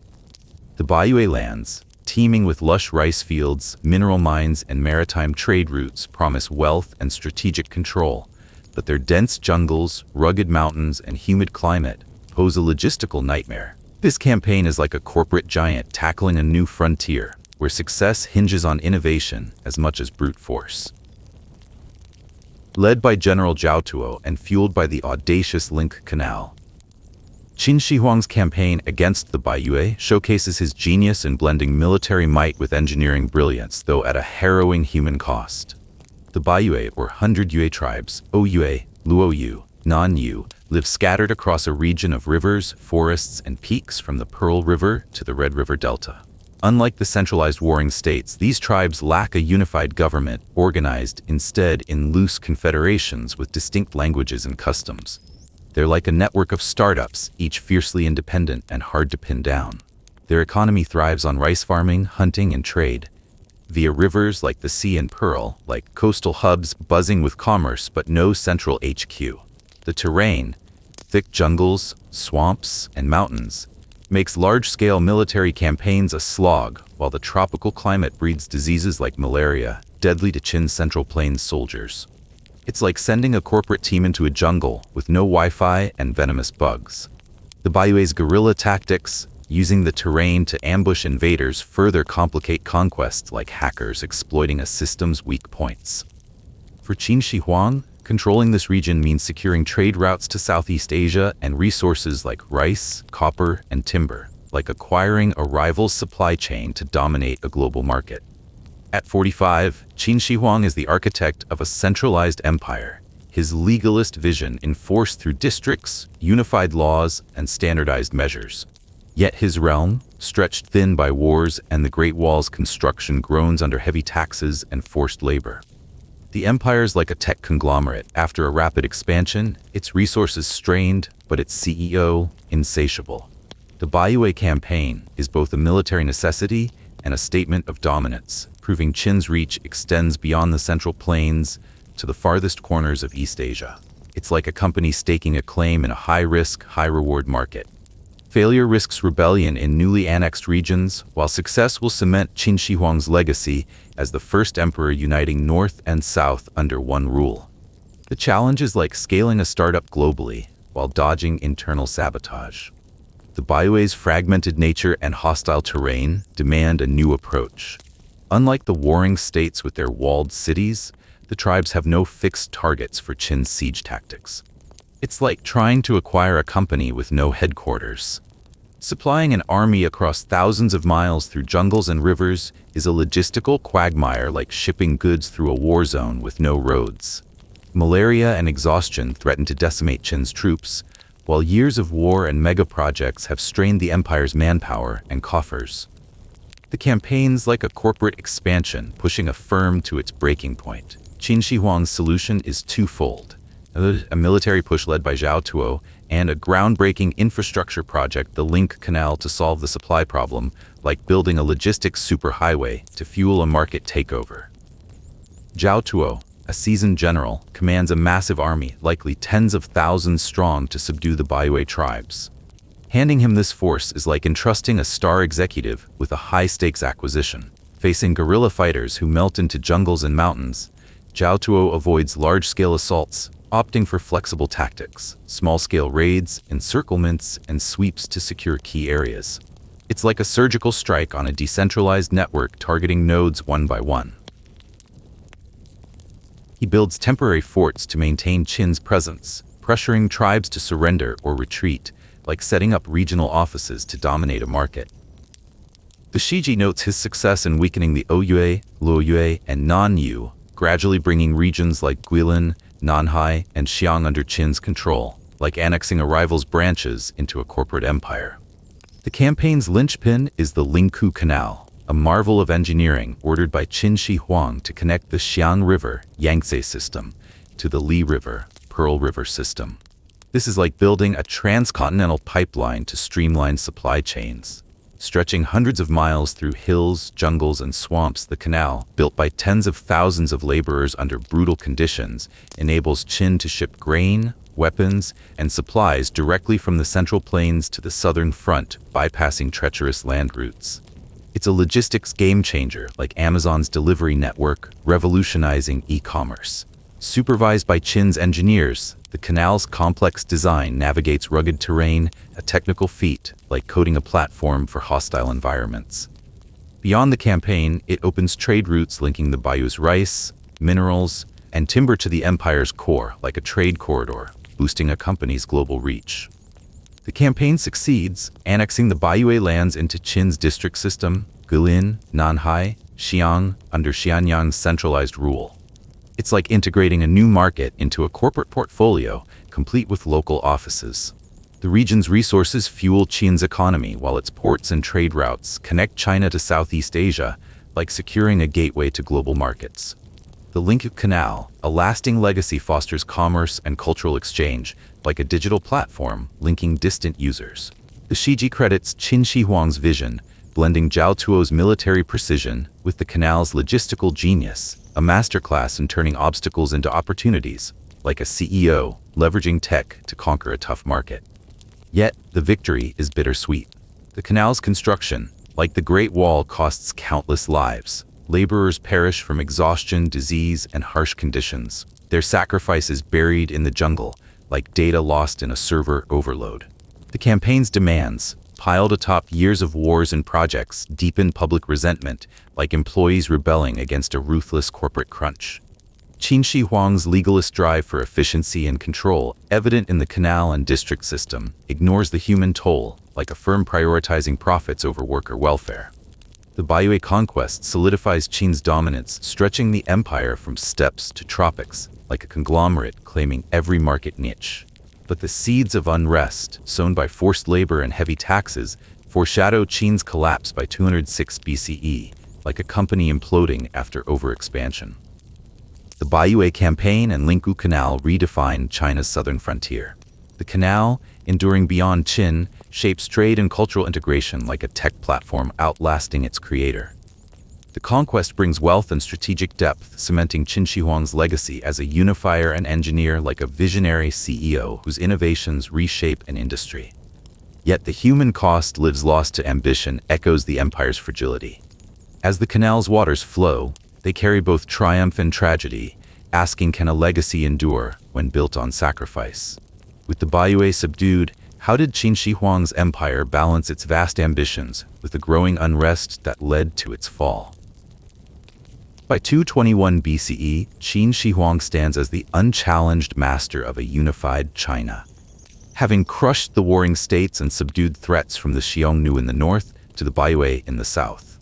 His genius isn't just in conquest, it's in transforming a fractured land into a centralized empire through military reform, logistical mastery, psychological warfare, and a relentless vision for unification, all underpinned by his knack for wielding talent. He's like a tech mogul, re-engineering a chaotic industry into a streamlined empire, every move calculated to outpace rivals. From forging a disciplined war machine to building roads and canals, from propaganda that terrifies foes to a vision that reshapes history, Qin Shi Huang's brilliance is as ruthless as it is revolutionary.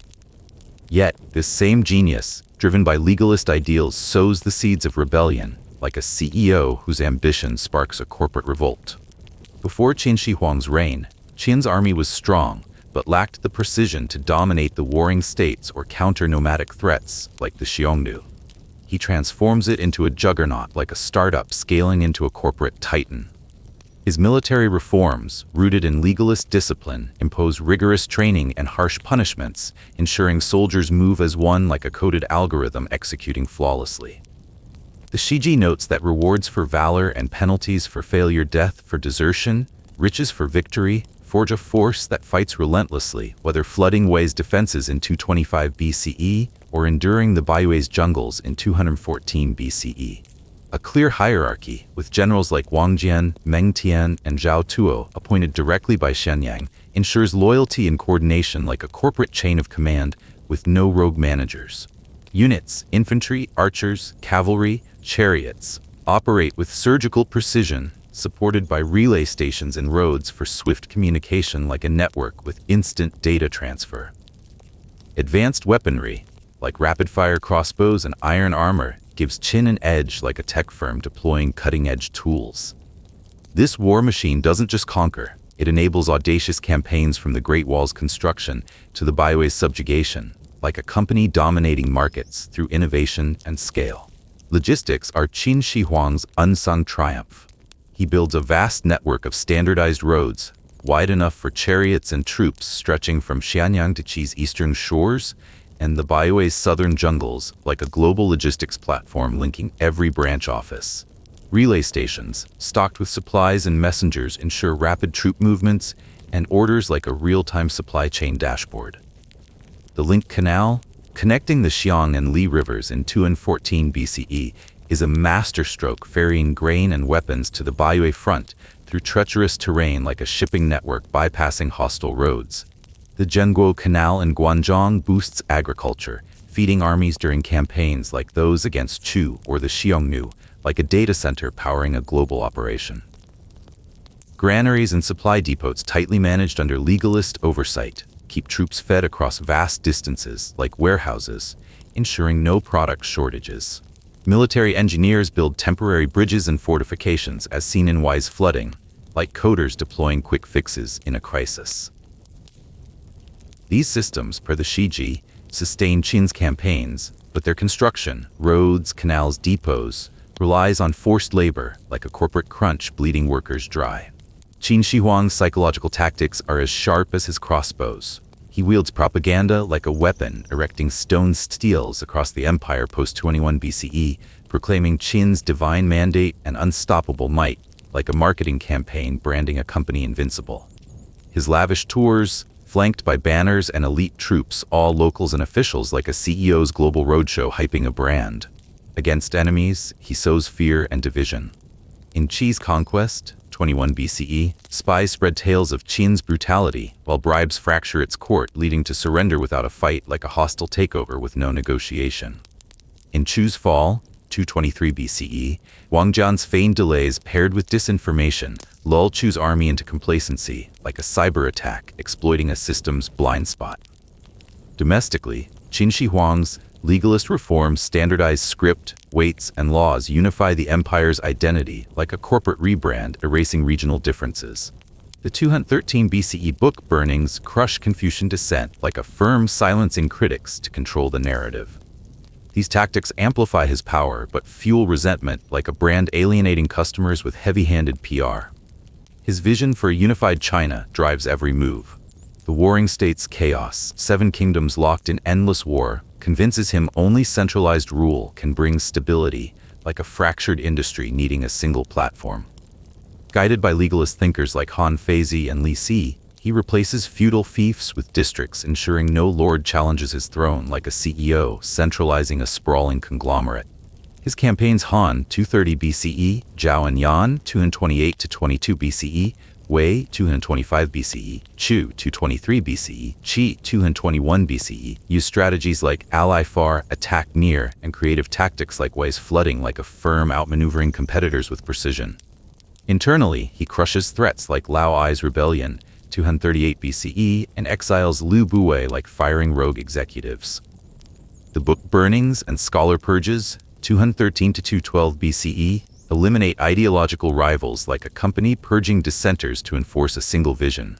Projects like the Great Wall, Link Canal, and a Fang Palace project permanence like a corporate campus, signaling dominance.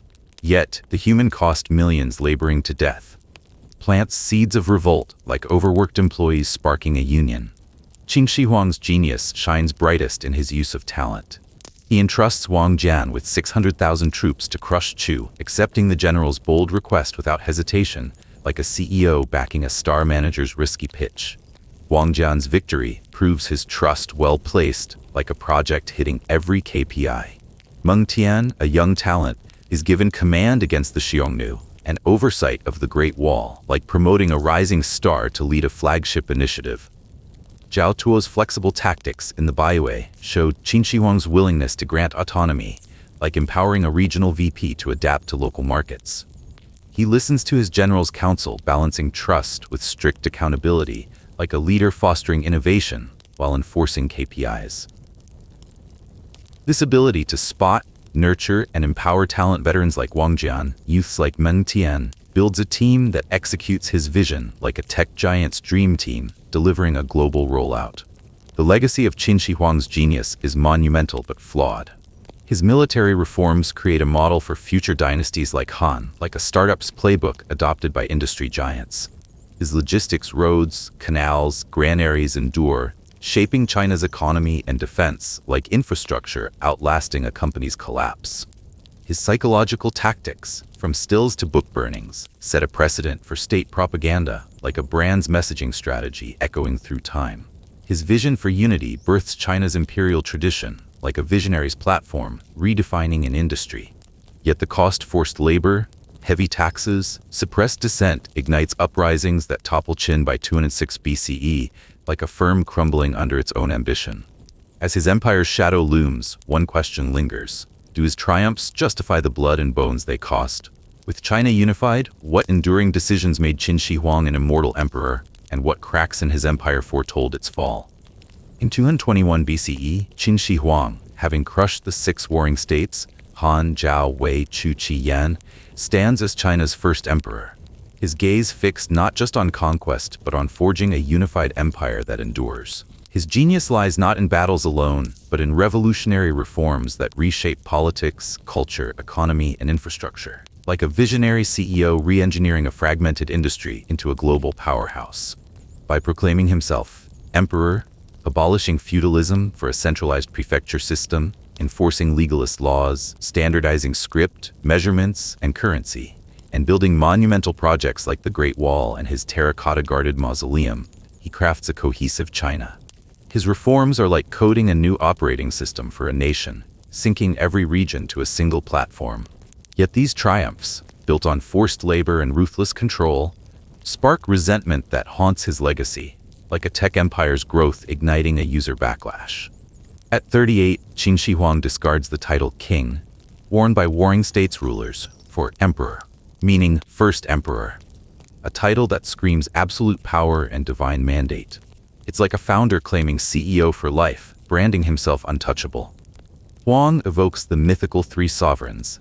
D ties him to celestial authority, elevating him above mere mortals. He decrees his heirs will be second, third, and eternal emperors, like a startup dynasty planning infinite IPOs. Using Zhen to refer to himself and wielding the imperial jade seal, he cements his godlike status, like a corporate logo signaling unassailable dominance. This title, per the Shiji, becomes the template for Chinese rulers for 2 millennia, from Han to Qing, a brand that outlives its creator. His boldest reform scraps the Zhou dynasty's feudal system, where lords ruled semi-independent fiefs, fostering chaos. It's like dismantling a patchwork of franchises to centralize a corporation. Qin Shi Huang divides his empire into 36 prefectures, later over 40, each split into counties governed by officials he appoints. Governors, military commanders, and inspectors, answerable only to Xianyang. This is like a CEO installing loyal VPs to run every branch. These officials rotated to prevent local power bases enforce taxes, laws, and conscription, like a centralized ERP system syncing all operations. The prefecture system curbs rebellion risks from old feudal elites, like firing rogue managers to streamline HQ control. Though it demands a vast bureaucracy and risks corruption, this model, adopted by later dynasties like Han, ensures China's unity, a governance OS running for centuries. Legalism, championed by advisors like Li Si and rooted in Han Feizi's philosophy, becomes Qin Shi Huang's guiding code. Unlike Confucianism's moral focus or Taoism's natural harmony, legalism demands strict laws, centralized power, and absolute obedience, like a corporate handbook enforcing compliance over ethics. Harsh laws punish disobedience. Deserters face death, families of criminals risk exile, while rewards honor loyalty, a carrot-and-stick algorithm for control. The mutual responsibility system groups households into units of 5 or 10, each policing the other, like a company's internal audit snitching on slackers. Li Si's policies ensure officials face scrutiny from imperial censors, like compliance officers monitoring every department. To cement legalism's dominance, Qin Shi Huang's 213 BCE book Burnings and Scholar Purges crush Confucian dissent, like a firm wiping out rival ideologies to protect its brand. These measures, per the Shiji, legitimize his absolute rule but breed fear, like a dystopian HR policy stifling dissent. While stabilizing his reign, they fuel unrest that erupts after his death, a system crash waiting to happen. Cultural and economic unity binds the empire. Before 221 BCE, warring states used varied scripts, weights, and coins, like incompatible software across platforms. Qin Shi Huang with Li Si standardizes the small seal script, a sleek, uniform writing system, like mandating a single coding language for all apps. This unifies records, laws, and education, erasing regional divides, a cultural API linking every user. Standardized weights, measures, and a round, square-holed bronze coin, Banliang, create a national market, like a universal payment gateway streamlining commerce. These coins, symbolizing heaven, round, and earth square, bear Qin's authority like a branded currency dominating trade. Roads, dubbed Qin highways, span from Xianyang to distant Qi and Baiyue, wide enough for chariots, like fiber optic cables connecting a network.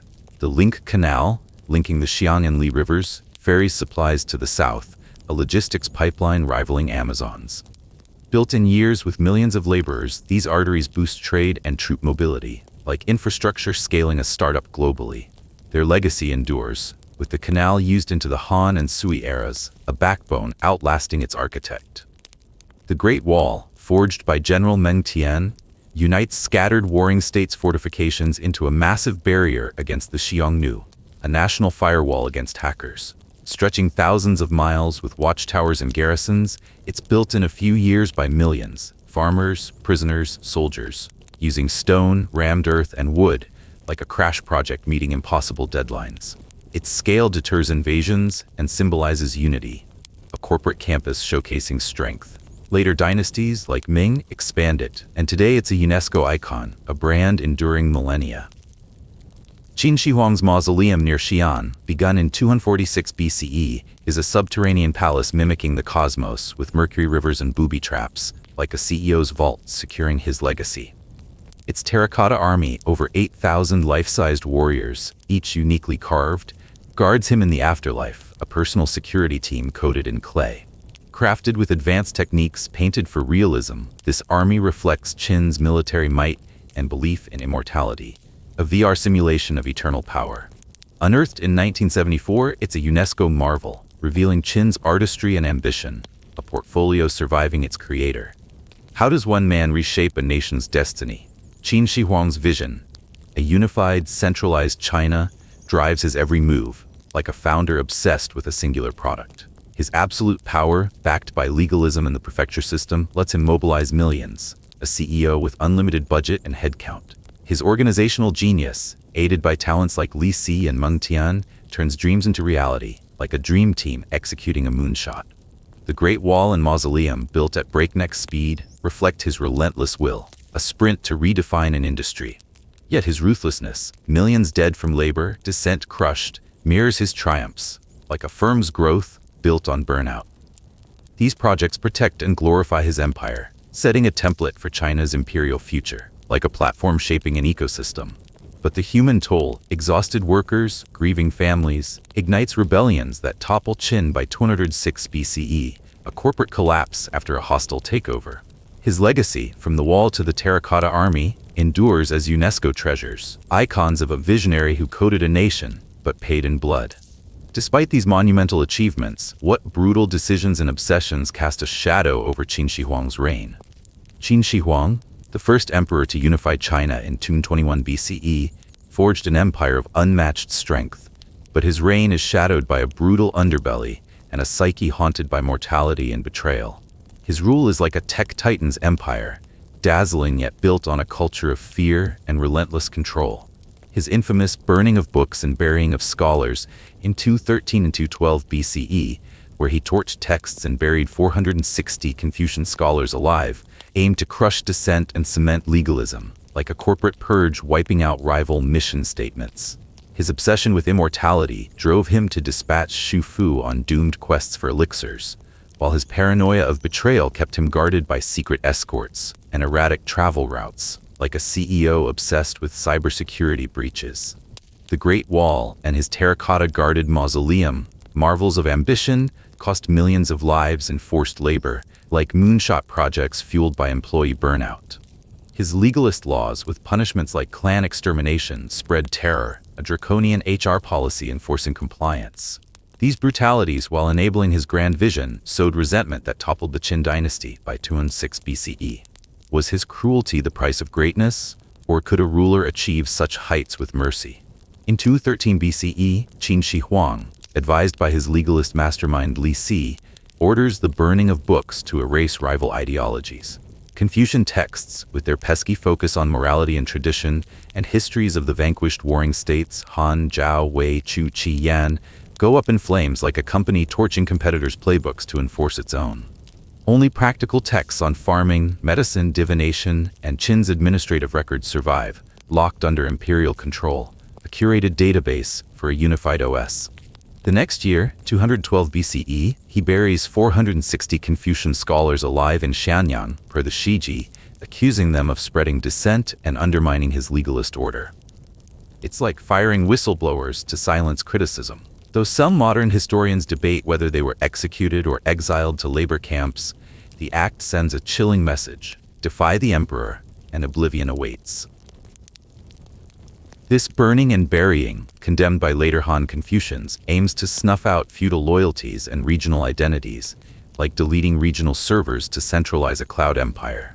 It succeeds in enforcing legalism's grip, laws over ethics, obedience over debate, but at a cost. Priceless texts vanish and intellectual resentment festers, a cultural data loss fueling future rebellions. Qin's obsession with immortality consumes his later years as he chases elixirs to eternalize his reign, like a founder seeking a life extension app. Steeped in myths of immortal islands like Penglai, he bankrolls Shufu's expeditions in 219 BCE, sending thousands, youths, virgins, ships to scour the Eastern Sea for divine potions. A startup venture with infinite ROI dreams. Shufu returns empty-handed, demanding more resources, then vanishes, perhaps fleeing to Japan per legend, like a project lead ghosting after a failed prototype. Qin trusts alchemists peddling mercury-based elixirs, like investing in untested biotech. Tragically, mercury poisons him, hastening his death at 49 in 210 BCE, a fatal bug in his immortality code. His mausoleum near Xianyang, begun in 246 BCE, embodies this obsession. A subterranean cosmos with mercury rivers and 8,000 terracotta warriors guarding his afterlife, a virtual reality fortress for eternal rule. Built by hundreds of thousands, it's a masterpiece of hubris, like a CEO's vanity project coated in clay. Yet its construction kills countless laborers, their deaths fueling whispers of unrest, a human cost crashing the empire's stock. The Great Wall and Mausoleum, Qin's crowning works, are built on blood. The wall, unified under General Meng Tian, stretches thousands of miles to fend off the Xianyang, a national firewall against nomadic hackers. Millions, farmers, prisoners, soldiers, labor in brutal conditions, hauling stone across frigid mountains and scorching plains, like a crunch-time dev team on an impossible deadline. Countless die from exhaustion, disease, or accidents, spawning tales of Great Wall ghosts, a codebase haunted by crunch casualties. The mausoleum, with its cosmic design and terracotta army, demands similar sacrifice. Workers toil in suffocating tunnels, crafting warriors with eerie precision, like sculpting NFTs for a divine blockchain. Some, per the Shiji, are buried alive to seal the tomb's secrets, a non-disclosure agreement enforced by death. These projects, while showcasing Qin's vision, drain agriculture and tear families apart, like a firm's IPO prep gutting its workforce. The resentment they breed simmers, ready to ignite post-210 BCE. Qin's legalist laws, enforced with Lisi's precision, are a reign of terror. Clan extermination, killing a criminal's entire family, parents to grandchildren, punishes treason, like wiping a rogue employee's network, Qin included. Forced labor sentences send petty offenders to wall or tomb projects, where death is routine, a performance review with lethal stakes. Bodily punishments, amputations, nose cutting, face tattooing, humiliate and deter, like public shaming in a corporate Slack channel. The Baojia system, grouping households into units of 5 or 10, forces neighbors to snitch on each other, an internal surveillance app breeding distrust. These laws, applied to captives and citizens alike, ensure obedience but choke society in fear, a dystopian algorithm optimizing control over morale. Tax evasion or shirking labor could doom a family, like a missed KPI triggering a layoff cascade. This terror, while stabilizing Qin's rule, plants seeds of rebellion, a system overload waiting for a spark. Paranoia grips Qin's psyche as he fears betrayal from every shadow, like a CEO dreading a boardroom coup. After unifying the warring states, he faces threats from displaced nobles, critical scholars, and resentful peasants. His burning and burying stems partly from this fear, targeting Confucians as potential plotters, like purging insiders leaking trade secrets. He travels with elite secret guards, a personal VPN for physical security, and changes routes at the last minute to dodge assassins, like randomizing server paths to thwart hackers. Even loyal advisors like Li Si face scrutiny, as Qin rotates officials to prevent factions, a corporate reshuffle to keep VPs in check. This paranoia isolates him, creating a court of sycophants and a society of spies, a firewall that alienates users. It stifles dissent but fuels the unrest that erupts after his death, a security patch that crashes the system. Could a ruler achieve Qin's greatness without cruelty? His era, the chaotic warring states, demanded an iron fist to forge unity, like a startup crushing competitors in a cutthroat market. His book burnings, scholar executions, and brutal laws silenced opposition and centralized power, a hostile takeover to monopolize ideology. Yet the cost, cultural loss, mass deaths, widespread fear, doomed his dynasty, collapsing by 206 BCE, like a company tanking after a PR disaster. Contrast this with India's Ashoka, who after brutal conquests embraced Buddhist compassion, building schools and hospitals to win hearts, a rebrand from warlord to benevolent founder. Vietnam's Ly Tai-to, founding the Lai dynasty, unified with leniency, fostering culture and agriculture, like a startup scaling through employee loyalty. These leaders show greatness can stem from mercy in stabler times, a user-centric approach over authoritarian lock-in.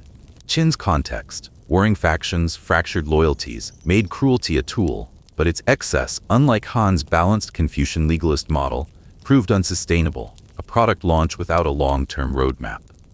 Qin Shi Huang's contradictions define him, a visionary who unified a fractured land yet trembled at death and betrayal, a founder scaling a unicorn while haunted by bugs. His book Burnings erased rival ideas but lost cultural treasures, like deleting competitor apps at the cost of open-source legacy. His immortality quest and mausoleum immortalized his ambition but poisoned his body and empire, a failed pivot to eternal sass. His brutal laws and labor projects built monuments but broke spirits, infrastructure at the expense of morale. His paranoia secured his throne but alienated his people, security software that alienated users. His greatness, unifying China, standardizing systems, erecting enduring marvels, came at a human cost that sparked rebellions, a market disruptor undone by customer churn. The Qin dynasty's swift fall teaches that power without hearts falters, a lesson in balancing vision with empathy. Yet as Qin faced mortality, his death in 210 BCE opened a new chapter for China, his legacy both a foundation and a warning. Qin Shi Huang, the titan who unified China in 221 BCE, built an empire of iron and ambition, yet it crumbled just 15 years later in 206 BCE, a mere 3 years after his death in 210 BCE. His reign, like a startup that skyrocketed to IPO only to crash from internal bugs, dazzled with achievements but hid fatal flaws. His death during a tour, likely from mercury-laced elixirs meant to grant immortality, was a grim irony for a man obsessed with eternity, like a tech mogul felled by his own AI experiment. His advisors, Li Si and Zhao Gao, hid his rotting corpse in a fish-filled cart to mask the stench, a desperate PR stunt to delay a corporate meltdown. Their audacious plot to forge his will, crowning the pliable Hu Hai as Qin Shi instead of the humane Fu Su, sparked chaos, like rigging a board vote to install a puppet CEO. Under Hu Hai's weak rule, corruption and tyranny fueled rebellions, led by peasants like Chen Sheng and Wu Guang, whose cry, "Our kings and generals born destined to rule," ignited a firestorm, a viral hashtag toppling a regime. The legalist system, with its brutal laws and surveillance, sowed deep resentment, a dystopian algorithm that crashed when its central processor failed. The Qin's swift collapse reveals the fragility of power built on fear, raising the question, why did such a mighty empire fall so quickly after its founder's death? In the summer of 210 BCE, Qin Shi Huang embarks on his fifth imperial tour, inspecting the eastern reaches of his empire, from Xianyang to the shores of the Eastern Sea, where he once sent Shu Fu to chase immortal elixirs. It's like a CEO roadshow to flaunt market dominance, but his health is failing, poisoned by the mercury he swallowed for eternal life. Accompanied by Prime Minister Li Si, the cunning eunuch Zhao Gao, and his youngest son Hu Hai, he collapses at the Shakyu Palace in Shandong, dead at 49. His quest for immortality, like a biotech startup betting on untested drugs, ends in a fatal overdose. The Shiji records no official cause, but historians point to mercury poisoning from alchemists' potions, a grim beta test gone wrong. His death is a bitter satire. The emperor who dreamed of ruling forever is undone by the very elixirs he trusted. A visionary burned by his own moonshot. Fearing that news of his death would spark rebellion, Li Si and Zhao Gao orchestrate a macabre cover-up. They keep Qin's corpse in his royal carriage, issuing fake decrees to maintain the illusion of his rule. Like a corporate X account, tweeting as if the founder's still alive. To mask the stench of decay in the sweltering heat, they load the carriage with rotting fish, a stenchy firewall to hide a system crash. This grotesque ruse, detailed in the Shiji, escorts the corpse back to Xianyang, a stark contrast to Qin's grandiose ambitions. The emperor who built the Great Wall and terracotta army ends his reign in a fishy grave, a startup unicorn reduced to a biohazard cover-up. The image is both horrifying and symbolic. A ruler who unified a continent couldn't conquer mortality, his legacy teetering on a cart of decay. The cover-up is only the start of Li Si and Zhao Gao's scheme. Qin's will names his eldest son Fu Su, a compassionate figure stationed at the northern frontier with General Meng Tian as heir. Fu Su's like a reformist COO threatening the old guard's playbook. Fearing Fu Su's humane policies would curb their power or punish their brutal legalist legacy, Li Si and Zhao Gao forge a new edict, declaring Hu Hai young, malleable, and Zhao Gao's protege as Qin Shi, a hand-picked intern promoted to CEO. They order Fu Su and Meng Tian to commit suicide for alleged disloyalty, like framing whistleblowers to clear the C-suite. Fu Su, loyal to his father's memory, complies without question, as does Meng Tian. A loyal VP acts to secure the plot. This coup, executed in the shadow of a fish-laden carriage, buys Li Si and Zhao Gao time but plants the seeds of chaos, a hostile takeover that tanks the company's morale. Hu Hai, crowned Qin Shi at 21, is no match for his father's iron will. He's a nepotism hire, out of his depth Fortune 500 empire. Manipulated by Zhao Gao, he doubles down on Qin Shi Huang's harsh policies. Forced labor, crushing taxes, and clan extermination for dissenters. Like enforcing a toxic workplace culture without the charisma to sell it. Zhao Gao, now the puppet master, consolidates power, eliminating rivals like Li Si, who's executed in 208 BCE with his entire clan under the same brutal laws he championed, a grim irony like a coder hoisted by their own algorithm. Zhao Gao's infamous pointing at a deer and calling it a horse test, presenting a deer to the court and demanding loyalty by agreement, exposes his grip like a toxic exec gaslighting the boardroom. Dissenters are purged, creating a court of sycophants, a Slack channel of yes-men. Meanwhile, projects like the opulent Yipang Palace drain more labor, a vanity app bleeding resources. This corruption and tyranny deepen the public's resentment, a user base ready to uninstall the regime. The spark comes in 209 BCE with Chen Sheng and Wu Guang, two peasants conscripted for Great Wall labor. Delayed by rain and facing execution for tardiness under Qin's draconian laws, they declare, "Death awaits us either way. Why not rebel?" It's like gig workers striking against a ruthless algorithm. At Xianyang in Anhui, they rally 900 laborers proclaiming the state of Jiangchu and the defiant slogan, "Are kings and generals born destined to rule?" It's a viral post challenging the divine right of CEOs. Their rebellion swells to tens of thousands, tapping into the fury of farmers crushed by taxes, laborers dying on imperial projects, and scholars seething from the book burnings. Though crushed by late 209 BCE, their uprising ignites a wildfire. Their hashtag trends spawning copycat revolts.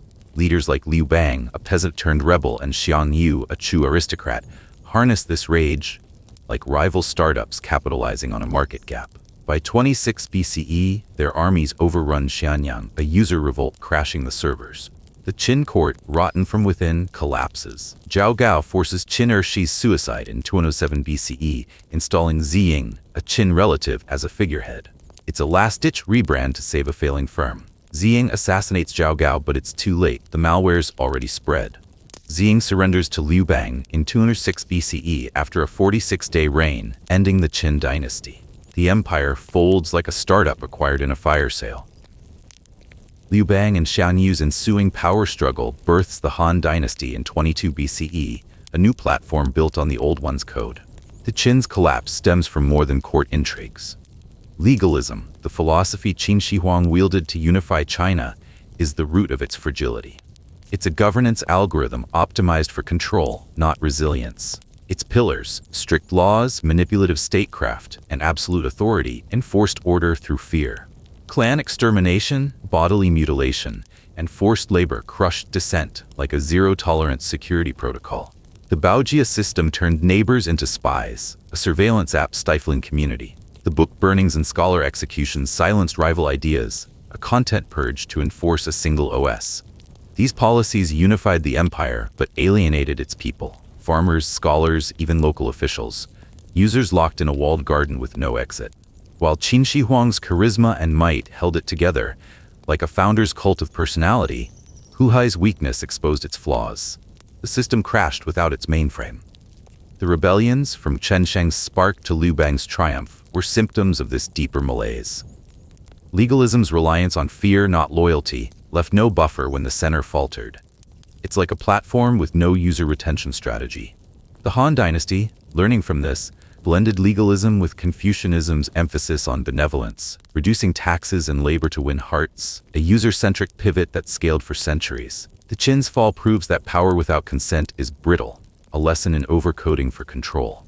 Qin Shi Huang's death, cloaked in fish and deception, is a dark satire. His immortality app poisoned him, his empire undone by the fear he coded. The fish cart, hiding his decay, mirrors the empire's facade, mighty yet rotting. It's a PR crisis no spin could fix. The forged will and Huhai's reign unleashed chaos, a bug that crashed the dynasty. Yet, the Qin's legacy, its county system, standardized script, and Great Wall, endures, open source code for future empires. Its collapse asks, why did such a mighty empire fall so fast? The answer lies in its legalist heart, a machine too rigid to adapt, a startup that scaled without a soul. Though short-lived, Qin Shi Huang's vision shaped China for millennia, its legacy a paradox of grandeur and ruin, still debated today. The Qin dynasty, a fleeting 15-year empire, 221 to 206 BCE, burned bright and collapsed swiftly, yet its founder, Qin Shi Huang, etched an indelible mark on China's soul. His reign, like a startup that rewrote the market but imploded from overreach, reshaped a fractured land into a unified nation. His reforms, centralizing power through a county system, standardizing script, currency, and measurements, and erecting marvels like the Great Wall and Terracotta Army, forged a template for over 2 millennia of Chinese governance, a code base still running in modern China's OS. Yet, his brutal legalist policies, which crushed dissent and bled the people dry, doomed his dynasty, a cautionary tale of a platform that alienated its users. The Han, Tang, Ming, and Qing learned from this, blending legalism's iron fist with Confucianism's velvet glove in a formula dubbed Confucian Exterior, Legalist Core, a governance patch that balanced control with consent. In modern culture, Qin Shi Huang is both hero and tyrant, celebrated in films like Hero and games like Civilization as the unifier of China, yet vilified for his book burnings and mass graves. His legacy poses a timeless philosophical question. Can stability and unity justify sacrificing individual freedom and intellectual diversity? Like a coder wrestling with ethics in a surveillance state, his story challenges us to weigh order against liberty. The Qin's collapse, a mere 3 years after his mercury-poisoned death in 210 BCE, underscores the fragility of fear-based rule, yet his vision endures, raising the question, was Qin Shi Huang a necessary tyrant for a lasting China? In 221 BCE, Qin Shi Huang, having crushed the 6 warring states, dismantles the feudal patchwork of rival lords, like a CEO merging hostile subsidiaries into a single conglomerate. He introduces the county system, dividing China into 36, later 40 administrative units, governed by centrally appointed officials, governors and military commanders answerable only to Xianyang. It's a centralized OS, wiping out regional apps to enforce one platform. This system, ruthlessly efficient, eliminates the threat of separatist warlords, ensuring the emperor's will flows unhindered across the empire. Think of it as a blockchain securing national unity. The Han Dynasty inherits this framework, refining it into a model that sustains China's cohesion for over 2,000 years, from Tang's golden age to Qing's vast dominion. Today's provincial system still echoes Qin's code, a testament to his architectural genius. His centralized rule, backed by legalist tools, strict laws, spies like imperial censors, and the Baojia surveillance network, concentrates power in the emperor's hands, a firewall against rebellion.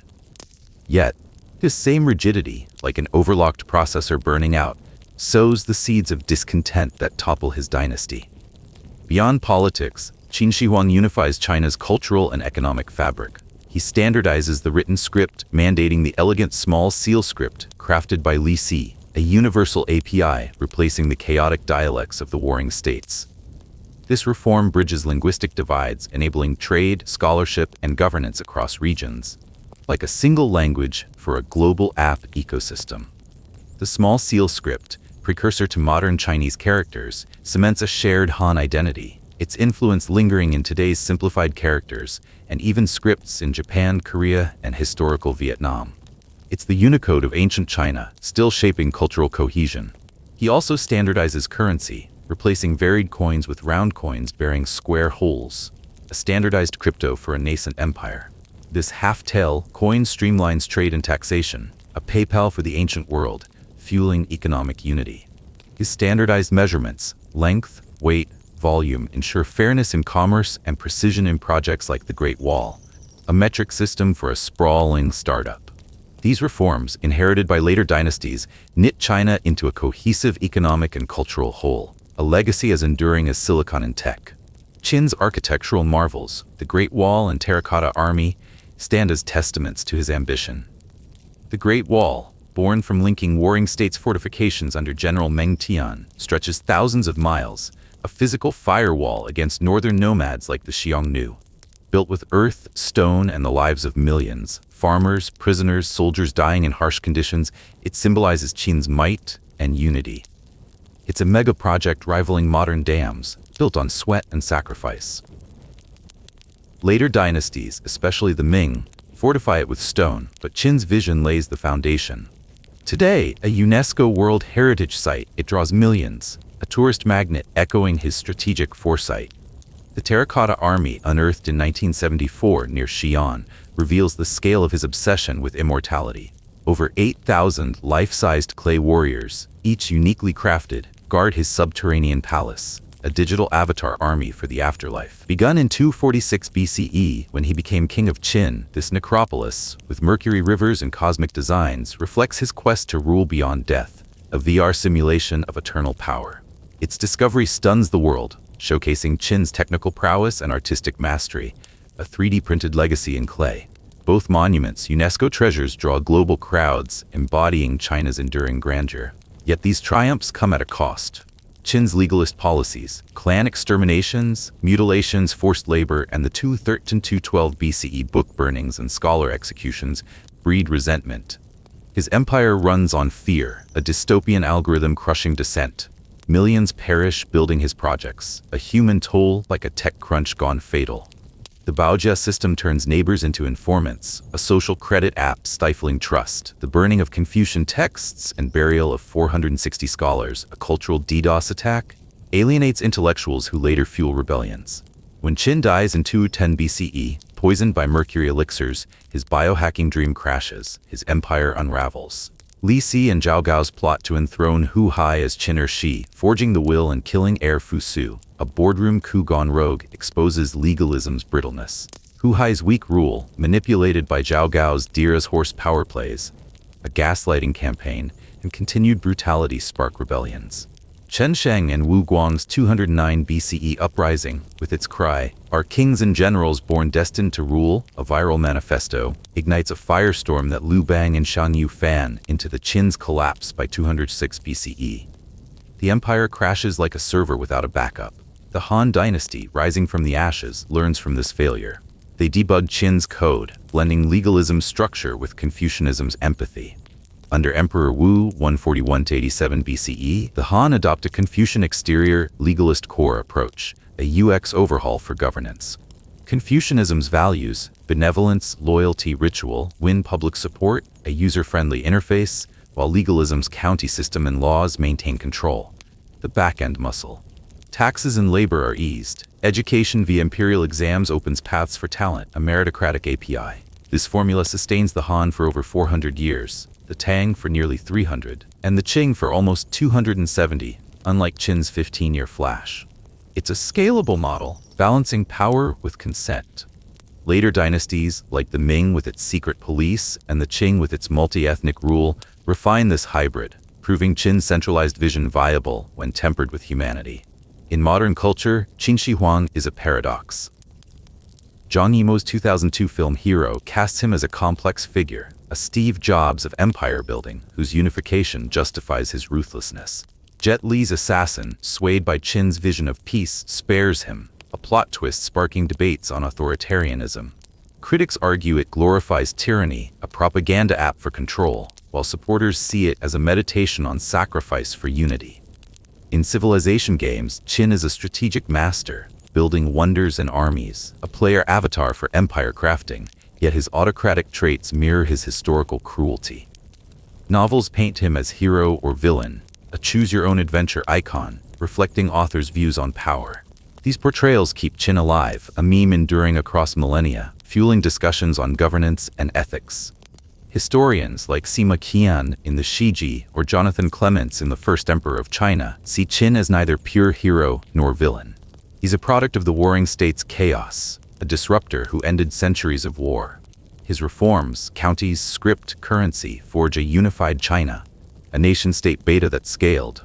Yet his brutality, scholar burials, labor deaths, makes him a tyrant, a coder who deleted dissent.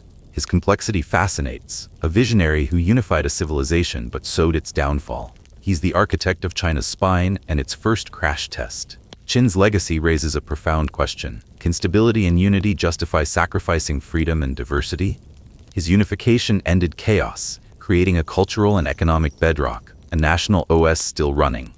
But his methods, censoring thought, crushing lives, sparked rebellion, a user revolt against a locked system. The Han's hybrid model suggests a middle path, order with empathy, a governance patch for sustainability. Today, this question echoes in debates over centralized control versus individual rights, from Beijing's policies to global tech monopolies. Qin's story warns that power without consent is fragile, a platform that crashes without user buy-in. The Great Wall and Terracotta Army, visited by millions, embody this duality.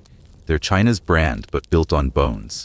The 1974 terracotta discovery, a farmer's chance find, reveals Qin's grandeur, a buried server farm of clay. His script, currency, and counties unify China today, open-source tools for a civilization. Yet the human cost, millions dead, ideas burned, reminds us that greatness demands balance. Was Qin Shi Huang a necessary tyrant for a lasting China? Perhaps, without his ruthless code, China's unity wouldn't have compiled. But his crash teaches that no empire endures without its people's trust. His legacy, a blend of triumph and tragedy, invites us to ponder what makes a nation endure, a question as vital now as it was 2,000 years ago. We've just journeyed through the epic saga of ancient China, where Qin Shi Huang, once the young Xianyang, rose from a hostage prince to forge the first empire under heaven's mandate. From the rugged peaks of the Qin Mountains to the bustling heart of Xianyang, from the thunderous clash of armies crushing 6 warring states to the silent vigil of 8,000 terracotta warriors unearthed in 1974, he wove ambition, iron, and vision into a unified China that echoes across millennia. The Shiji whispers of a ruler who standardized script, coins, and measures, coding a nation's OS to run for 2,000 years, and built the Great Wall to shield his realm from northern storms. His throne was no mere seat. It was a crucible of legalist steel, forging order from chaos but tempered by a brutal cost. Millions perished in labor, scholars burned with their books, a firewall that sparked rebellion.